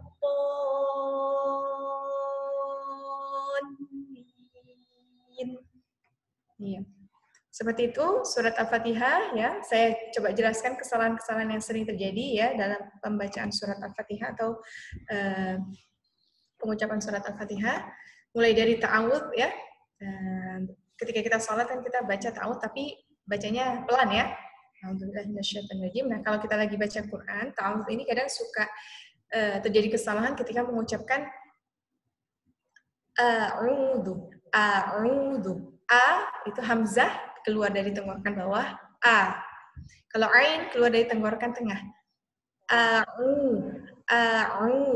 Ya, jadi tidak a'u ya atau a'udzu, tapi a'udzu. Ya, zu keluar dari ujung lidah bertemu ujung gigi saya di atas. Zu digigit. Zu. Minasyaitonirrajim. Nah, asyaiton asya. Nah, ini sya juga ada yang kadang suka salah di sini. Shin itu keluarnya dari tengah lidah kalau ini saya ibaratkan lidah, tengah lidah naik ke langit-langit. Di sini di langit-langitnya. Gitu ya. Nah, jadi bukan dari ujung ataupun belakang, tapi dari tengah. Ya, kayak kita ngusir ayam. Sya, ya, seperti itu. Karena ada yang baca asyaiton, a'udzubillahi minasyaiton, itu sin. Ya, atau ada yang mengucapkan shad, a'udzubillahi minasyaiton, itu shad, bukan sya. Jadi ya. Kemudian banyak udara keluar dari mulut kita. Ya, menyebarnya udara di sekitar mulut. Kemudian to di situ. Ini juga to, kadang ada yang suka salah pengucapan huruf to. Ya, harusnya keluar dari ujung lidah bertemu dengan ujung gusi kita, to, kemudian pangkal lidah kita diangkat, jadi dia tebal. To. Dibuka, to, bukan monyong, to. Bukan to. Karena dalam bahasa Arab itu nggak ada o. Nggak ada o ya, Ibu-ibu ya. Kalau bahasa Indonesia kan ada a, i, u, e, o. Ya, ada 5 huruf vokal. Kalau bahasa Arab cuma ada 3 huruf vokal, maksudnya 3 harokat ya. A, buka mulut, I, menurunkan rahang bawah, kayak senyum, I, U, baru yang ini monyong, U. Ya, jadi dibuka, asyaito, bukan asyaitu, gitu. Kemudian to-nya, ini kesalahan yang suka terjadi juga, to-nya dibaca lebih dari 2 harokat, jadi panjang. Harusnya dia 2 harokat saja karena dia maqtabi'i di ayun, supaya tidak panjang. A'udzu billahi minasyaitonir rajim. Jadi billah, lainnya juga ini suka kepanjangan ya. A'udzu billahi minasyaitonir rajim. Nah, ini contoh yang salah. Ya. Jadi harusnya dia cuma 2 harakat di ayun supaya tidak kepanjangan. A'udzu billahi minasyaitonir rajim, atau dianggukkan kepala. Gitu. Bisa difahami untuk ta'awudz ya. Nah, kemudian kalau yang belakang boleh ar-rajim, dia panjang boleh 2, boleh 4 atau 6 harakat. Apa itu harakat? Harakat itu ketukan ya, kayak misalnya ya ketukan boleh kita dengan membuka jari 1, 2, 3, 4 gitu. Sebagai salah satu cara untuk membantu kita mengetahui oh ini udah 4 ketukan. Ya. Kemudian bismillahirrahmanirrahim, bismillah yang suka terjadi kesalahan ya ketika pengucapan basmalah adalah lafaz Allah sama Ar-Rahman itu panjangnya lebih dari 2 harakat. Ya. Jadi seharusnya bagaimana? 2 harakat saja. Bismillahirrahmanirrahim. Bismillahi. Jadi tidak kita baca Bismillahirrahmanirrahim. Nah, ini cara baca yang kurang tepat. Gitu ya. Jadi harusnya 2 harakat saja. Bismillahi, diayun atau dianggukkan kepala. Ar-Rahmani, Ar-Rahim. Nah, kalau Ar-Rahim, karena kita mau berhenti, dia boleh 2, 4, atau 6 harokat. Ar-Rahim. Tapi kalau mau lanjut ya Ibu, itu harus 2 harokat. Misalnya ya, kalau saya mau menyambung ta'awudz dengan basmalah. A'udzu billahi minasy syaithanir rajim. Bismillahirrahmanirrahim. Nah, karena berhenti baru boleh dipanjangkan. Tapi kalau tidak berhenti kayak tadi ya, misalnya ta'awudznya kan, tadi kalau saya berhenti kita baca panjang 4 harokat. A'udzu billahi minasy syaithanir rajim. Bismillahirrahmanirrahim. 4 harakat sama belakangnya. Jadi sama kayak kita baca sajak gitu ya, kan juga harus sama. Nah, bahasa Arab dalam Al-Quran itu Masya Allah ya, itu sastranya tinggi dan susunannya itu memang sudah bersajak. Begitupun cara pengucapannya juga ada kaidahnya apa untuk menjaga keindahan Al-Quran. Masya Allah. Jadi Al-Quran itu luar biasa indah dari segi bahasanya, indah dari segi pengucapannya, indah juga dari segi isinya, Masya Allah ya, begitu dalam satu ayat tapi membahas ataupun kalau dipelajari itu kalau dijabarkan detail sekali itu akan panjang sekali, Masya Allah. Itu istilahnya jawami'ul kalam, dari kata yang singkat tapi itu maknanya dalam sekali dan begitu luas. Itu ya. Ini ta'awudz dan basmalah baru sampai di sini, sudah 2:30. Bagaimana Mbak Irma, mau dilanjutkan atau bagaimana? Ya, terasa sekali ya Ustazah. Saya pribadi merasakan banyak sekali manfaatnya mengikuti kajian hari ini. Sangat dalam, malah sempat terharu juga bersama-sama dengan teman-teman belajar hari ini. Baik, bagaimana teman-teman, sahabat-sahabat IPMI, langsung masuk ke sesi tanya-jawab untuk sharing. Untuk menghidupkan suasana, jika ada yang ingin ditanyakan, bisa langsung bertanya. Ada yang ingin bertanya sejauh ini?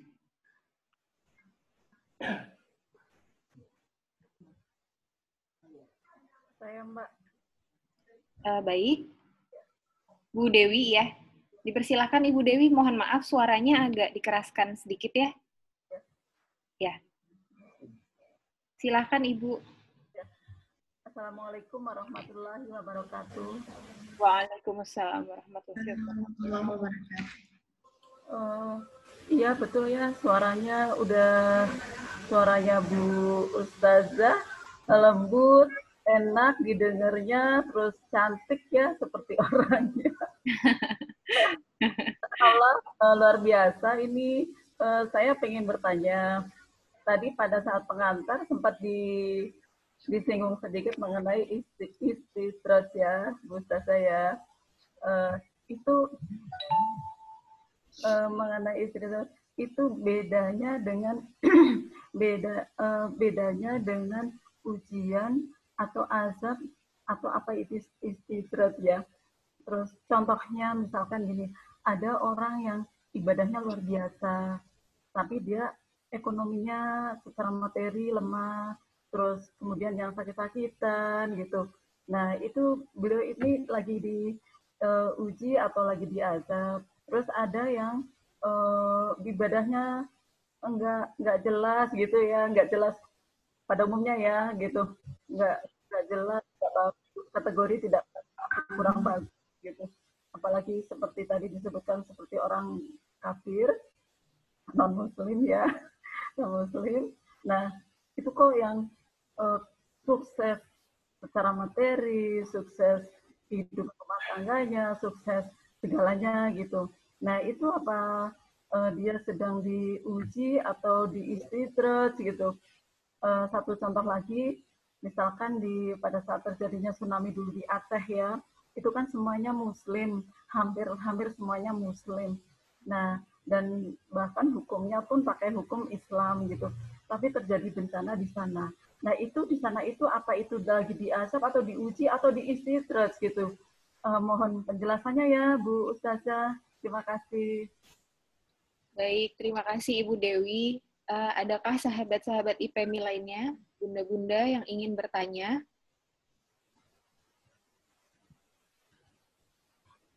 Belum ada ya? Saya aja nanya ya Ustazah, boleh nggak Ustazah Afifah? Ya, silakan Mbak Irma. Ya, baik. Terima kasih. Tadi kan dibahas juga mengenai ada beberapa tingkatan manusia. Ada 4 ya kalau nggak salah. Saya tertarik untuk memahami bagaimana yang dimaksud dengan ketika manusia itu diberi Al-Quran tanpa iman, dan ketika diberi iman tanpa Al-Quran. Bukankah Al-Quran itu ketika kita memahami dan memaknainya, Allah itu akan menurunkan petunjuk juga untuk kita dalam menjalani hidup gitu. Itu bagaimana Ustazah? Ya. Jadi tadi yang Al-Quran, diberi Allah Al-Quran tapi nggak diberi iman gitu ya? Iya.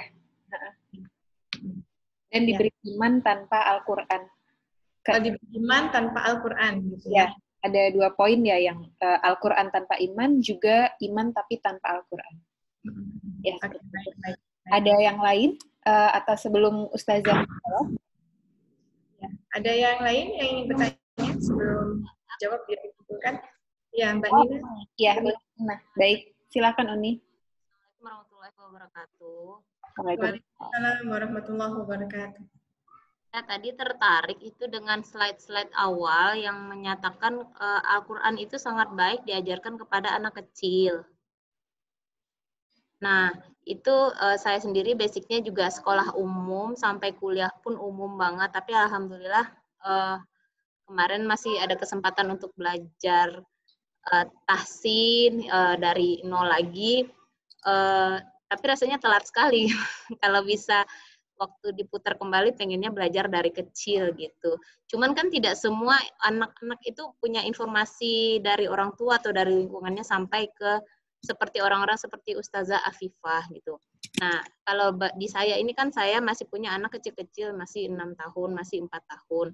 Nah, di saat ini kan banyak orang tua yang mengarahkan anak-anak itu pengen juara sains, juara apa gitu loh. Sementara kita realistis memang nanti kalau mereka dewasa pengen mereka sukses gitu. Tapi bisa nggak mereka dapat dua-duanya gitu. Satu, terus untuk saya yang ibaratnya udah merasa terlambat belajar Al-Quran, belajar membaca Al-Quran dengan baik, dengan tartil, itu bisa nggak ya ngejar supaya dulu yang lalai, yang ketinggalan lama banget baru bisa belajar sekarang, bisa nggak ngejar yang orang yang kok dia beruntung banget masih SMA, masih SMP udah diarahkan ke sana gitu. Kita segitu aja. Terima kasih. Assalamualaikum warahmatullahi wabarakatuh. Waalaikumsalam warahmatullahi wabarakatuh. Baik, Azah, silakan untuk dijawab, nggak apa-apa. Iya, Masya Allah ya pertanyaannya. Jazakumullah khairan katsira atas pertanyaannya. Pertanyaan pertama tadi dari Bu Dewi ya. Bagaimana kita tahu ini istidraj, ujian atau azab gitu ya dari Allah? Ya, pertama kita sebagai seorang yang beriman meyakini bahwa ketika kita berusaha untuk mendekatkan diri kepada Allah, berusaha untuk melakukan amalan yang Allah ridhai, gitu ya, maka ketika terjadi suatu musibah yang tentunya pastinya setiap fitrahnya manusia itu kan nggak suka mendapatkan kesulitan, keburukan dan sebagainya ya yang tidak mengenakan gitu ya, tentunya kalau kacamata manusia tidak menginginkan hal itu. Tapi ketika orang beriman memahami bahwa apa yang Allah timpakan kepada orang yang beriman itu adalah kebaikan dalam bentuk apapun gitu ya, maka dia akan selalu berpositif thinking bahwa ini sesuatu yang Allah mungkin ingin menggugurkan dosa-dosa saya. Oh mungkin dengan begini Allah ingin mengangkat derajat saya, gitu ya. Dan tetap terus selalu istiqomah di atas jalan yang Allah ridhai. Contohnya seperti kasusnya atau kisahnya Nabi Ayub ya, Ibu, ya Nabi Ayub di mana syaitan itu sepertinya putus asa ya menggoda Nabi Ayub sampai akhirnya minta izin kepada Allah untuk menggodanya dengan apa ya itu ya minta supaya ya anak-anaknya hancur semuanya ya, rumahnya juga hancur binasa, kemudian juga bahkan diuji Allah dengan sakit selama puluhan tahun gitu ya. Tapi Masya Allah, seorang nabi yang begitu sabar ini punya kacamata lain. Kalau kita mungkin ngeluh aja ya bawaannya ya, udah anaknya meninggal tiba-tiba ya, anaknya banyak terus meninggal semua, kemudian punya rumah bagus besar, hancur semua gitu ya. Kemudian punya pasangan juga kan, istrinya Nabi Ayub itu sampai ya enggan ya untuk mengurusi Nabi Ayub karena penyakitnya itu penyakit kulit yang menjijikkan gitu lah ya. Nah, dan itu juga nggak hanya sebentar, mungkin kalau kita sakit paling berapa lama saat ini gitu ya, tapi Nabi Ayub itu disebutkan sampai 30 tahun gitu ya, luar biasa, tapi beliau tidak mengeluh sama sekali. Dan apakah ini karena kita kan tahu bahwa Nabi Ayub itu seorang nabi ya, tapi Nabi Ayub dengan kekurangan pada saat itu ya, yang Allah cabut semua kenikmatan-kenikmatan, tetap istiqomah di jalan Allah sampai ya tetap istiqomah berdakwah ya, dan sampai akhirnya Allah menyembuhkan Nabi Ayub dan mengganti semua yang sudah hilang itu dengan yang lebih baik lagi.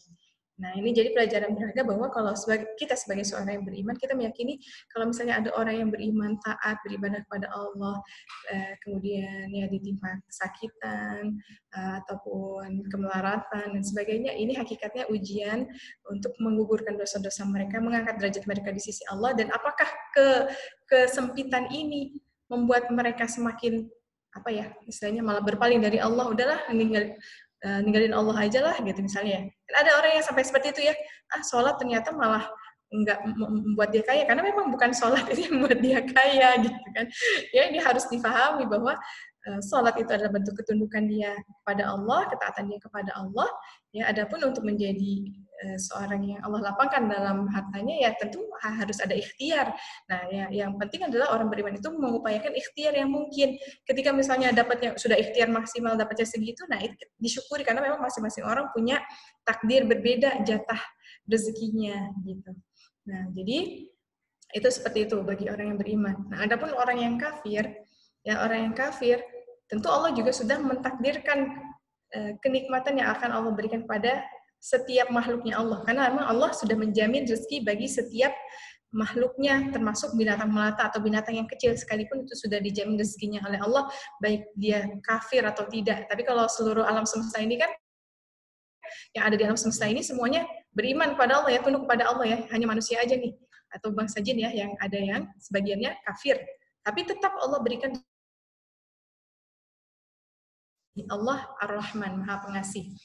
Nah, ketika orang kafir ini, padahal mereka kafir, tapi tetap dikasih oleh Allah, hakikatnya sebenarnya ini adalah istidraj. Dari mana kita tahu? Banyak sekali ayat-ayat Al-Quran yang menjelaskan seperti itu. Ya. Di surat Al-Qalam ada, sanastadrijuhum min haitsu la ya'lamun, istidraj. Ya, kemudian juga ada di dalam surat, ibu-ibu bisa membuka surat At-Taubah ya, ayat 85. Nah, ini juga ada beberapa ayat yang serupa dengan ini. Surat At-Taubah surat keberapa ibu-ibu? Belum hafal. Ibu-ibu ada yang hafal? Saya belum hafal, Ustazah. Surat ke-9. Surat Taubah ini ya, ya, termasuk surat yang ini adalah surat yang terakhir turun ya, menjelang Rasulullah SAW wafat, dan banyak sekali perintah taubat. Jadi di sini sebenarnya surat yang menjelaskan tentang perang di sini ya, ada beberapa perang di sini, tapi banyak menyeru untuk bertaubat, makanya disebut surat At-Taubah, karena surat paling banyak yang menyeru untuk taubat. Gitu. Menjelang wafatnya Rasulullah ya, taubat, banyak taubat, banyak taubat. Nah, di situ ada ya ibu-ibu di surat ke-9 ayat 85 surat At-Taubah, halaman 200. Ya, kalau yang pegang Al-Quran pojok, ya, di situ disebutkan wala tu'jibka amwaluhum wala auladuhum innama yuridullahu liyu'adzibahum biha fid dunya wa tazhaqu anfusuhum wa hum kafirun. Apa artinya? Wala tu'jibka amwaluhum, jangan kamu takjub, terpesona dengan amwaluhum, harta-hartanya mereka, wa auladuhum, dan anak-anak mereka yang sukses-sukses, yang kaya-kaya dan sebagainya. Innama yuridullahu ayyu'adzibahum biha. Sesungguhnya ya hanya saja ya, innama ini untuk membatasi ya. Yuridullah, Allah menginginkan ayyu'adzibahum, untuk mengazab mereka.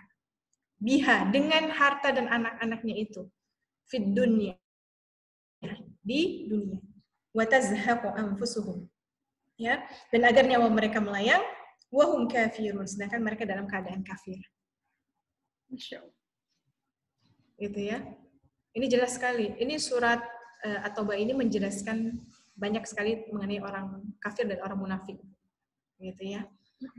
Jadi jangan sampai kita takjub terhadap harta-harta yang Allah berikan kepada mereka, kenikmatan-kenikmatan dunia yang Allah berikan kepada mereka di atas kekafiran mereka. Tapi kita doakan mudah-mudahan mereka mendapatkan hidayah dari Allah ya, dan mereka akhirnya masuk Islam ya, dan menginfakkan hartanya dan menggunakan semua kenikmatan yang Allah berikan di jalan Allah. Insya Allah. Nah, jadi orang-orang kafir itu ketika mereka berbuat baik, mereka akan dibalas tuntas di dunia ini oleh Allah. Makanya mereka diberikan kebaikan-kebaikan itu. Karena kan banyak ya yang orang-orang kafir juga menyumbang untuk sana-sini, ya, kemanusiaan, dan sebagainya.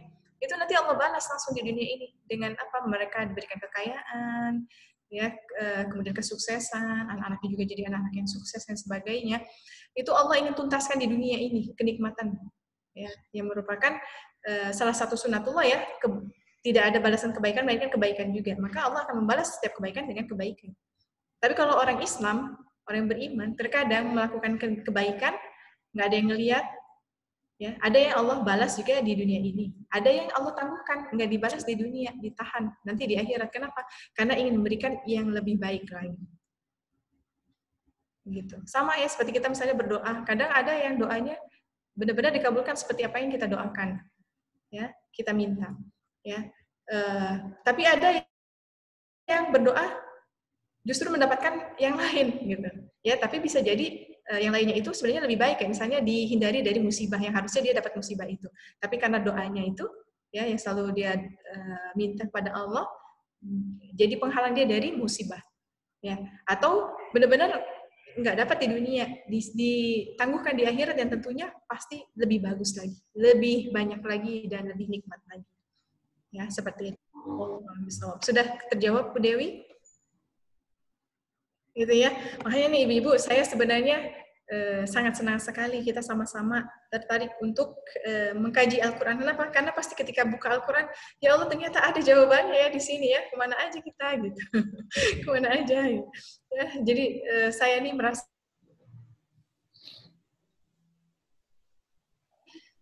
pada saat kali kedua, kali ketiga baru paham, baru lebih ngeh, baru menyadari gitu ya.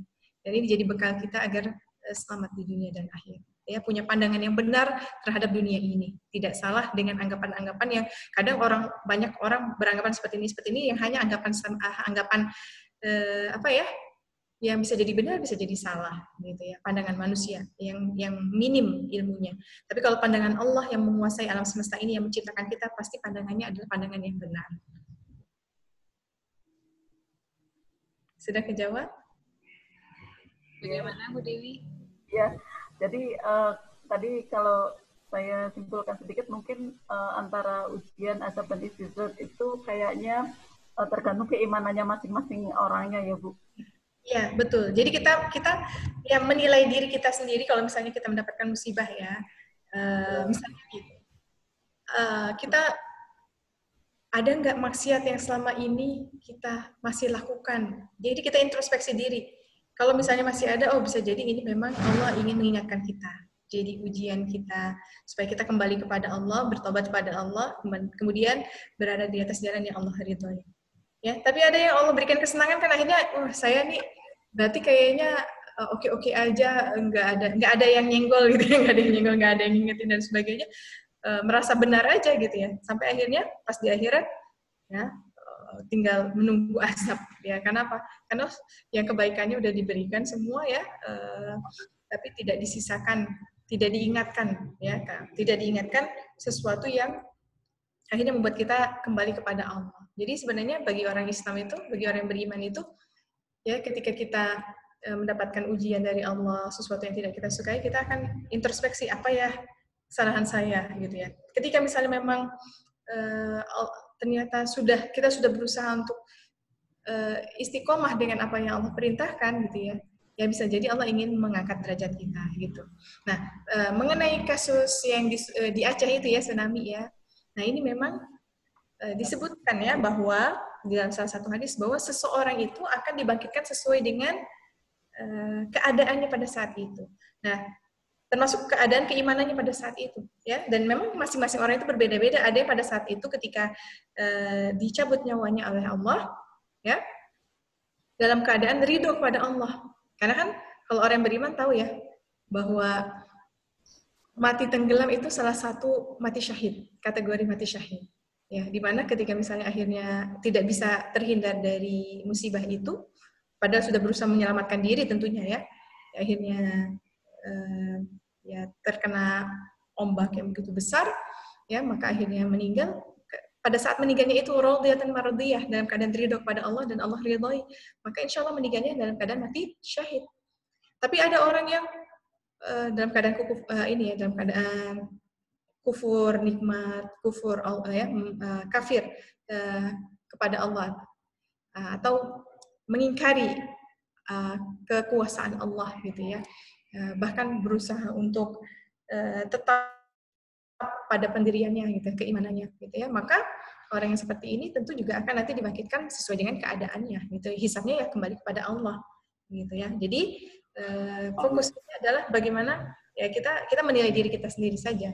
Adapun orang lain ya kita meyakini kalau dia memang adalah orang yang beriman, insya Allah mudah-mudahan meninggalnya mati. Kalau orang yang tidak beriman kepada Allah ya hisabnya kepada Allah. Kita tidak tahu ya.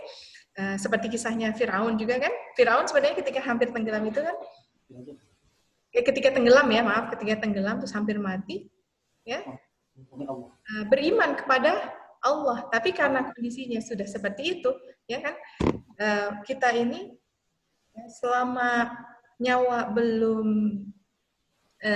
belum dicabut ya sampai kerongkongan itu ya, atau sebelum matahari terbit dari barat, maka masih ada kesempatan untuk bertaubat. Tapi kalau sudah seperti itu, tidak akan diterima taubatnya. Jadi kalau misalnya kayak Fir'aun baru mengakui bahwa Allah itu Maha Kuasa, Allah itu adalah yang menciptakan alam semesta ini, maka pada saat itu tidak bermanfaat keimanannya. Jadi yang bermanfaat adalah keimanan seorang yang beriman yang mungkin sebelum meninggalnya, gitu ya, sebelum nyawa itu sudah itu masih memungkinkan untuk diterima taubatnya, gitu. Dan bahkan masya Allah kalau orang yang baru beriman itu kan seperti bayi yang baru lahir, ya, tidak ada dosanya, ya, seperti itu. Jadi kita ya mudah-mudahan kita doakan barangkali ada pada saat itu yang akhirnya bertobat kepada Allah ya, sebelum tenggelam itu, ya, beriman kepada Allah. Betapa tsunami ini adalah kekuasaan dari Allah yang kita manusia ini tidak punya kekuasaan untuk itu. Ya. Wallahu a'lam bishawab. Saya kejawab Bu Dewi ya, insyaallah. Kemudian pertanyaan dari Mbak Irma. Oh, ya. Jadi ada orang yang baca Al-Quran tadi ya Mbak Irma ya, kan ahlul Quran itu adalah orang yang dia membaca Al-Quran, menghafalkan Al-Quran, memahaminya, kemudian mengamalkannya. Tapi ada orang yang baca Al-Quran tapi tidak mendapatkan hidayah Allah. Contohnya apa? Orang-orang orientalis lah, mereka diberi Al-Quran, bahkan ada yang hafal Al-Quran. Tapi apakah Allah berikan keimanan kepada mereka? Tidak. Kenapa? Karena hidayah petunjuk dari Al-Quran. Niatnya untuk bagaimana memahami Al-Quran untuk menjatuhkan umat Islam dengan Al-Quran itu sendiri. Cari-cari titik kelemahan yang akhirnya, oh ini nih, tuh coba nih, gitu ya. Maksudnya, tapi akhirnya mengambil Al-Quran sebagian, ya, untuk meragu-ragukan orang Islam yang pemahamannya masih sedikit, gitu. Bisa dipahami ya. Tapi ada orang yang diberi iman, ya, orang beriman, tapi masih jauh interaksinya dengan Al-Quran. Ya, kita dapati ya orang Islam, ya dia sholat, tapi kalau baca Quran masih jarang-jarang. Saking sucinya, pada saat itu aja tuh ya jadi mas kawin. Ditaruh mas kawinnya di paling tinggi gitu ya. Padahal kalau bagusnya kan yang jadikan mas kawin ini untuk dibaca tiap hari gitu. Sampai usang baru diganti dengan yang baru gitu ya. Ini saking sucinya sampai sekarang masih utuh, nggak disentuh. Itu ya, saking sucinya. Nah, sudah kejawab Mbak Irma ya? Ya, sudah. Nah, itu. Jadi memang harus dua-duanya. Kita mohon pada Allah Al-Quran dan keimanan. Ya. Ya, yang tentunya kalau orang yang beriman inginnya ketika kita baca Quran, apa yang kita baca ini membuahkan keimanan. Dengan apa? Dengan memahami isinya. Makanya nih, PR kita ya Ibu, ada nggak di sini yang sudah selesai baca terjemahan dari Al-Fatihah sampai An-Nas? Belum selesai. Nah, ya, jadi minimal kita selesai dari Al-Fatihah sampai An-Nas terjemahannya. Kalau kita belum paham bahasa Arab, ya, dan itu pun belum tentu menjamin kita baca terjemahannya paham. Iya, betul. Karena perlu dijelaskan dan sebagainya. Tapi setidaknya itu sudah upaya minimal kita untuk bisa tahu isi Al-Quran apa. Sehingga nanti kalau diberikan keraguan-keraguan ya, dengan ada mungkin orientalis menyerang kita dengan, ini coba nih ada ayat bunyinya begini, gimana, gitu ya. Nah kalau orang yang pemahamannya masih sedikit, bisa jadi ragu-ragu tuh. Iya. Gitu, ragu-ragu, gitu ya. Nah, biasanya orang-orang orientalis seperti itu, meragu-ragukan umat Islam agar malah jauh dari Islam, dari Allah, bukan malah menyampaikan Al-Quran untuk membuat kita dekat dengan Al-Quran, dengan Allah. Oke, kemudian Bu Nina, tadi Bu Nina mengejar ketinggalan ya? Oh iya, mengejar ketinggalan. Iya. Ya.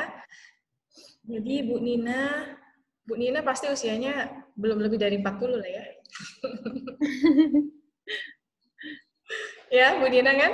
Nah, para sahabat, Masya Allah ya, Bunda Nina, para sahabat Rasulullah, mereka mulai kenal Al-Quran usia berapa? Sahabat Rasulullah, Umar bin Khattab, Abu Bakar As-Siddiq.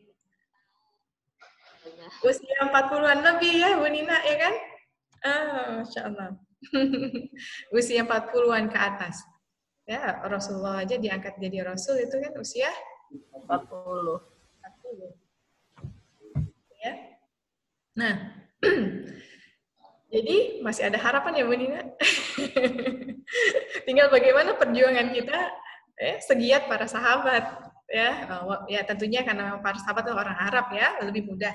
Nah, bagi kita bagaimana nih yang bukan orang Arab? Ya intinya bagaimana kita menyempatkan waktu kita setiap hari untuk Allah dengan ya ibadah kita diantaranya adalah ibadah tilawatul Quran, memahami Al-Quran. Jadi memang harus ada slot waktu untuk itu dan karena memang kita sedang belajar, baiknya memang ada mentor, ya, ada mentor, ada yang membimbing kita sehingga jelas terarah. Habis ini ngapain, habis ini ya. Terus seperti apa yang betulnya, nah seperti itu, ya. Dan banyak sekali kisah-kisah orang yang baru taubat itu usianya, ya tentu bukan usia yang sudah muda lagi, ya. Mungkin ibu-ibu juga pernah kenal ulama yang namanya Fudail bin Iyad, ya seorang ulama Fudail bin Iyad dari ulama dari kalangan tabi'in. Tapi beliau itu tadinya adalah seorang penjagal, orang yang suka merampok, ya merampok orang. Yang kalau misalnya ada orang ketemu Fudail bin Iyad itu langsung kabur, takut nanti dirampok, dijagal, gitu ya, baik menjagal di rumah ataupun di jalanan. Ya, tapi ternyata ketika suatu hari ingin merampok sebuah rumah, ternyata di rumah itu orang beriman yang sedang melakukan sholat malam, baca ayat agak keras sampai akhirnya menjadi pintu hidayah. Ya, dan setelah mendapatkan hidayah itu, Fudail bin Iyad luar biasa ya, banyak waktunya dia luangkan, gitu ya, untuk belajar ilmu agama. Sampai akhirnya menjadi ulama yang luar biasa, yang zuhud dan juga ya. Jadi tinggal bagaimana kita mau mengalokasikan waktu kita, ya seberapa besar alokasi itu juga menentukan perkembangan kita. Ya kalau sedikit tentu perkembangannya sedikit. Ya, sedikit-sedikit tapi pasti gitu ya. Selama kita istiqomah. Tapi kalau misalnya mau ya mendapatkan sesuatu yang lebih besar lagi, tentunya kita juga harus meluangkan lebih besar. Ya semakin banyak waktu yang kita luangkan untuk Allah, tentunya mudah-mudahan Allah akan berkahi waktu kita. Itu dan mudahkan urusan kita yang lain. Gitu. Nah terkait dengan anak-anak kita misalnya, memang ada ada keraguan-raguan dalam hati kita sebagai orang tua ya. Itu kalau anak kita ngafalin Quran masih kecil, ntar gimana ya? Sudah besarnya bisa nggak ya mereka menjadi orang yang sukses dunia akhirat juga ya, dunianya juga sukses, gitu ya. Nah, ini memang keraguan-raguan yang suka dihembus-hembuskan oleh syaitan, gitu. Kenapa? Karena syaitan itu paling tidak suka kita dekat dengan Allah. Dan di antara ibadah yang menunjukkan indikator kita dekat dengan Allah adalah sholat dan baca Al-Quran. Ya, karena apa? Sholat itu adalah komunikasi kita dengan Allah. Siapa yang ingin berkomunikasi dengan Allah, siapa yang ingin berbicara dengan Allah, maka sholatlah. Karena hakikatnya dia sedang berkomunikasi dengan Allah. Ketika kita baca Al-Fatihah itu, Allah menjawab. Di dalam hadis qudsi disebutkan seperti itu. Ya. Kemudian, ketika kita ingin Allah berbicara dengan kita, maka bacalah Al-Quran. Karena Al-Quran itu adalah firman Allah, jadi Allah itu berbicara dengan kita. Ya, ibaratnya kita tuh dikasih nasihat sama Allah langsung gitu ya. Nah, cuma kan kalau ada yang suara-suara itu aneh gitu ya, maka kita yang menyuarakan dengan baca Al-Quran gitu. Nah, kemudian ketika seorang itu dekat dengan Allah, ini kan adalah awal kesuksesan, tentunya kesuksesan dunia dan akhirat. Ya, ketika memang dia memahami dengan baik isi Al-Quran, tentunya dia berusaha untuk menjadi pribadi yang terbaik dan mempunyai peran yang besar untuk kemaslahatan umat Islam kalau dia baca Quran, gitu. Jadi bukan hanya sekedar baca Quran, pintar baca Quran, kalau ditanya surat ini dihafal dan sebagainya, bukan hanya itu awalan saja. Justru anak yang menghafal Al-Quran, ya kita harapkan ke depannya dia memahami isi Al-Quran untuk menjadi bekal kehidupan dia di masa depan. Bagaimana dia bisa bermanfaat untuk umat. Ya, tentunya kita juga membekalinya dengan ilmu dunia, gitu. Dan itu bisa, ya. Ini saya punya teman, saya punya di Depok ada salah seorang ustadz yang anaknya dia menghafal Al-Quran di pondok waktu itu ya. Sudah selesai alhamdulillah 30 juz dan dia masuk ke kampus, salah satu kampus ya, kampus negeri ya, itu masuk ke jurusan kedokteran melalui jalur hafalan 30 juz. Dan Masya Allah dia saat ini sudah menjadi dokter dan masuknya itu dengan wasilah itu. Gitu ya. Dan Masya Allah ya Ibu-Ibu, kalau saya perhatikan anak-anak yang menghafal Al-Quran di masa kecil, itu dia kan tentunya konsentrasinya lebih tinggi dibandingkan orang-orang yang tidak menghafal Quran. Kenapa? Karena untuk menghafal Quran itu perlu konsentrasi, fokus. Kalau konsentrasinya terganggu, dia akan sulit untuk menghafal Al-Quran. Dan di antara ciri kesuksesan itu adalah dia bisa fokus. Ciri orang yang sukses itu adalah orang yang bisa fokus. Dan sholat itu juga mengajarkan kita untuk fokus. Ya, disebutkan di dalam Al-Quran surat Al-Mu'minun ayat 1 dan selanjutnya, qad aflahal mu'minun alladzina hum fi shalatihim khashi'un. Sungguh beruntung orang-orang yang beriman. Siapa? Alladzina hum fi shalatihim khashi'un, yang khusyuk dalam salatnya. Khusyuk itu identik dengan fokus. Dan orang yang salatnya khusyuk itu kan baca Al-Qur'annya juga khusyuk dia. Enggak pas lagi baca Al-Fatihah kemana-mana pikirannya. Bacaannya juga ini ya, tentu bacanya juga baik gitu ya. Apalagi kalau misalnya hafalannya banyak, kita baca Quran dengan hafalan itu Masya Allah bisa lebih fokus biasanya. Nah, apalagi hafalannya hafalan yang baru ya. Kalau hafalan lama ya, misalnya kul gitu ya, 3 kul itu bisa sambil mikirin yang lain, kita tuh tetap menjalankan sholat. Tapi sholatnya kurang khusyuk. Nah, ini ibu-ibu ya. Jadi insya Allah anak-anak kita yang menghafalkan Al-Quran, yang belajar Al-Quran dari masih kecil, dan dia sudah terlatih fokusannya, insya Allah ketika belajar apapun dia akan mudah. Gitu ibu-ibu ya. Insya Allah. Dan alhamdulillah ini sedikit berbagi pengalaman anak saya. Yang pertama ini, dulu kan sekolah kami sempat anak saya sekolah di Depok sempat waktu kelas 3 dan kelas 4. Waktu kelas 1 dan kelas 2 sekolah di Jerman, karena waktu itu suami sedang kuliah di sana. Kemudian akhirnya kami harus pindah karena suami akhirnya memutuskan untuk di sini jadi dosen di sini, berkarya di sini di Batam sambil menyelesaikan S3-nya dan menghafal Al-Quran gitu. Alhamdulillah kemarin waktu ikut UN, jadi masih terdaftar waktu itu di sekolahnya yang di Depok, ikut UN, tapi mereka menyiapkan anak-anak saya ya belajar di rumah dengan kami ajarkan, kemudian persiapan waktu itu UN sebulan saja ke Depok dan ikut UN di sana dengan teman-temannya. Alhamdulillah dengan izin Allah, Allah berikan kemudahan untuk bisa mendapatkan yang terbaik di sekolahnya gitu. Alhamdulillah. Dan anak-anak saya di sini memang saya fokuskan untuk menghafal Al-Quran dulu. Kenapa? Karena kalau sudah seperti saya, sudah seperti ibu-ibu dengan amanah yang banyak, tentunya aktivitas yang beragam juga. Jadi ketika mau menghafal itu pikirannya fokusnya kayak mana, gitu ya. Akhirnya tidak bisa dapat banyak.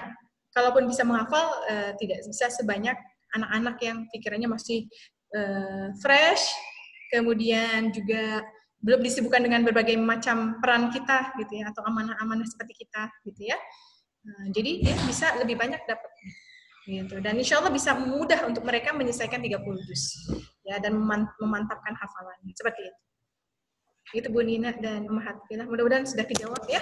Dan sebenarnya banyak sekali contoh-contoh yang sukses ya, selesai 30 juz, dan juga insya Allah Allah mudahkan dalam belajar yang lain, sehingga mudah-mudahan mereka memiliki peran yang luar biasa masa akan datang. Dan yang saya harapkan ya, dan juga tentunya Ummahatillah semua juga mengharapkan, kita berharap anak-anak kita, generasi kita, dan juga generasi sesudah kita ya, bisa memberikan manfaat yang lebih untuk umat ya, untuk umat Islam dan juga untuk keseluruhan umat gitu ya, dengan kita memiliki ilmu dan semua hal yang bisa kita berikan ya untuk kemaslahatan semua ya. Dan tentunya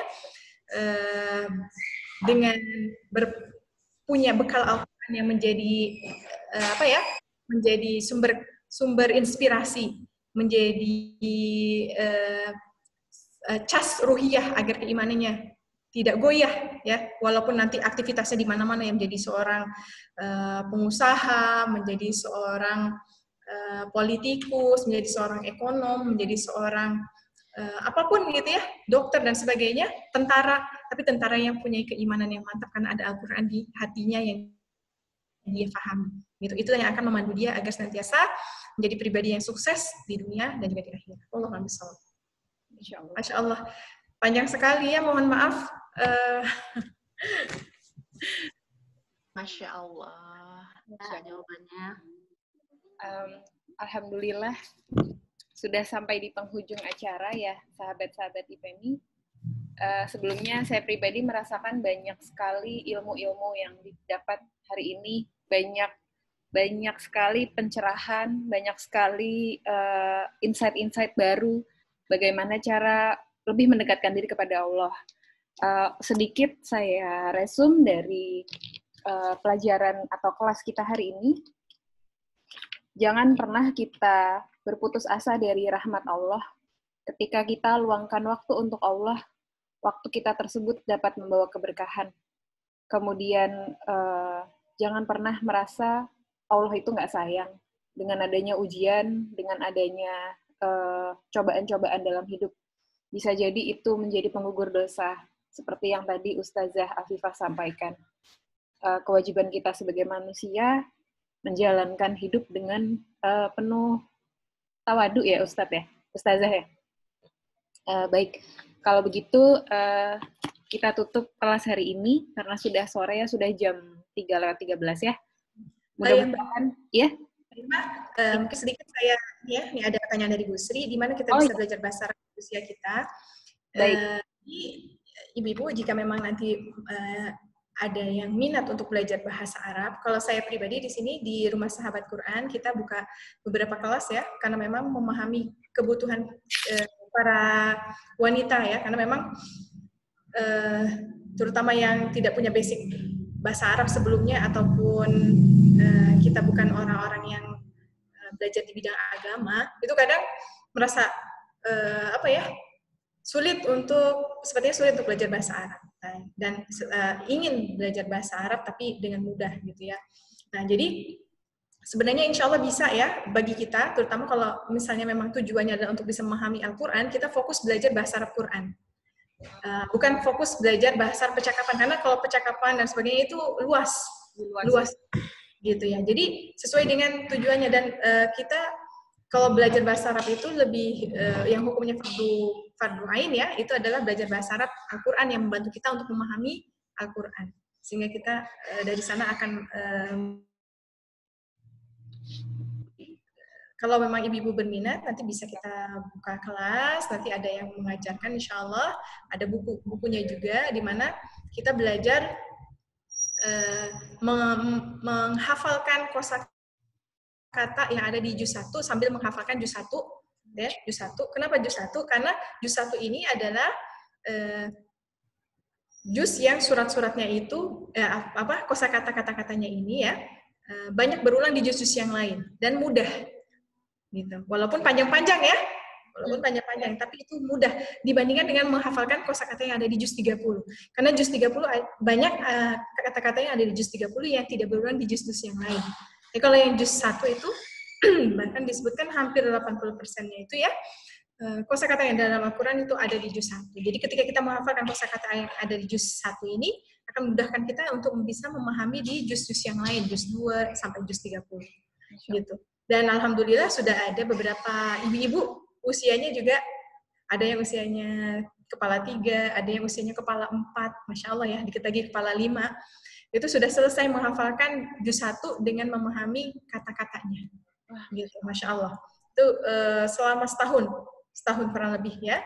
Dan memang tentunya ini seiring dengan semangatnya ibu-ibu. Kalau nggak semangat untuk ngafalin, ya lambat juga perjuangannya. Tapi setidaknya ongoing gitu ya. Ada langkah, dan insya Allah langkahnya itu juga akan Allah nilai, mudah-mudahan dimudahkan untuk sampai gitu. Kalau memang mau ya, tentunya memang beda kelasnya dengan yang ini. Kenapa? Karena titik tekannya beda. Kalau ini kita berusaha untuk mentadaburi isinya, memahaminya. Ya, kalau itu fokusnya kita menghafalkan kosakata, kemudian menghafalkan ayatnya juga. Jadi ada perbedaan sedikit dan tidak bisa digabungkan di sini. Itu ya. Kalau kosakata bahasa Arab yang lainnya, yang kalau memang pengen buat cakap-cakap itu nanti ada kelas lain gitu. Tapi kalau saya menyarankan ibu-ibu langkah awal belajar itu yang hukumnya fardu ain. Kalau sudah menguasai ini baru belajar yang percakapan. Gitu. Alhamdulillah, Masya Allah ada jalan keluar untuk kita belajar Al-Quran, belajar bahasa Arab untuk Al-Quran. Nanti kita akan diskusikan dulu, ibu-ibu, jadi jangan khawatir, kita akan belajar lebih baik lagi nih ilmu agamanya. Terima kasih juga atas partisipasinya hari ini. Saya pribadi mohon maaf lahir batin atas segala kesalahan dan kehilafan saya dalam membawakan kelas hari ini. Mudah-mudahan apa yang kita luangkan hari ini mendapatkan keberkahan dari Allah, kita juga mendapatkan ampunan. Baik, Ustazah Afifah, kami minta tolong untuk ditutup dengan doa dari Ustazah Afifah. Baik, Mahathillah, mudah-mudahan di penghujung hari Jumat ya, insya Allah Allah mudahkan doa kita agar terkabulkan, dan mudah-mudahan Allah mudahkan hajatnya para ummahat sholihat di sini, baik hajat dunia maupun akhirat, dan mudah-mudahan Allah bimbing kita agar menjadi ibu, jadi istri, jadi hamba Allah yang sholihah, dan mudah-mudahan anak-anak kita juga Allah sholihahkan ya, Allah sholihkan. Demikian juga suami kita ya, mudah-mudahan Allah lapangkan rezekinya, Allah berikan hidayah kepada kita semua agar kita senantiasa berada di atas jalan yang Allah ridai dan sama-sama menuju surganya Allah. Allahumma amin. A'udzubillahi minasyaitonirrajim. Bismillahirrahmanirrahim. Alhamdulillahirabbil alamin. Hamdan ni'amahu yukafi wa yazidah. Ya Rabbana lakal hamdu kama yanbaghi li jalali wajhika wa 'azimi sultanik. Allahumma shalli ala sayyidina Muhammadin wa ala alihi wa sahbihi ajma'in. La ilaha illa anta subhanaka inna kunna minadh dhalimin. Rabbana ighfir lana dhunubana wa israfana fi amrina wa thabbit aqdamana wansurna 'alal qawmil kafirin. Allahumma inna nas'aluka ridhaka wal jannah wa na'udzu bika min sakhatika wan nar. Rabbana ighfir lana wa liwalidina warhamhum kama rabbawna shighara. Rabbana la tada' lana dhanban illa ghafartah ولا هما إلا فرجته ولا دينا إلا قضيته ولا مريضا إلا شفيته ولا حاجة من حوائج الدنيا والآخرة إلا قضيتها يا أرحم الراحمين ربنا آتنا من لدنك رحمة وهيئ لنا من أمرنا رشدا اللهم اختم لنا بحسن الخاتمة ونعوذ بالله من سوء الخاتمة اللهم لا سهل إلا ما جعلته سهلا وأنت تجعل الحزن إذا شئت سهلا ربنا آتنا في الدنيا حسنة وفي الآخرة حسنة وقنا عذاب النار وصلى الله على سيدنا محمد وعلى آله وصحبه وسلم تسليما كثيرا سبحان ربك رب العزة عما يصفون وسلام على المرسلين والحمد لله رب العالمين. Iya, mohon maaf atas segala kekurangan ya Ibu-ibu ya. Mudah-mudahan dari apa yang saya sampaikan bisa diambil manfaatnya. Kalau ada kesalahan, saya mohon maaf dan mohon ampunan kepada Allah. Mudah-mudahan Allah tambahkan terus ilmu kita ya dan juga keberkahan dalam usia kita insya Allah. Wassalamualaikum warahmatullahi wabarakatuh. Waalaikumsalam warahmatullahi wabarakatuh. Foto bersama wabarakatuh. Terima kasih Ustazah. Terima kasih Ustazah. Jangan keluar dulu ya, kita foto bersama dulu. Makasih Kak Viva. Dede Irma masih belum buka kamera ya, lagi heboh ini. Ya, kita biar ya foto yang ada aja ya. Yang bisa buka kamera silahkan buka, yang tidak bisa nggak apa-apa. Semoga nanti bisa buka di kelas. Ini aku screenshot ada satu layar aja, satu slide aja. Aku hitung ya. 1, 2, 3. Sekali lagi. 1, 2, 3. Nah. Oke. Terima kasih. Terima kasih Bu Ustazah. Assalamualaikum warahmatullahi wabarakatuh. Waalaikumsalam warahmatullahi wabarakatuh. Alhamdulillah. Pentingin deh rekornya. Kenapa? Recordingnya belum dimatiin. Oh iya, bentar.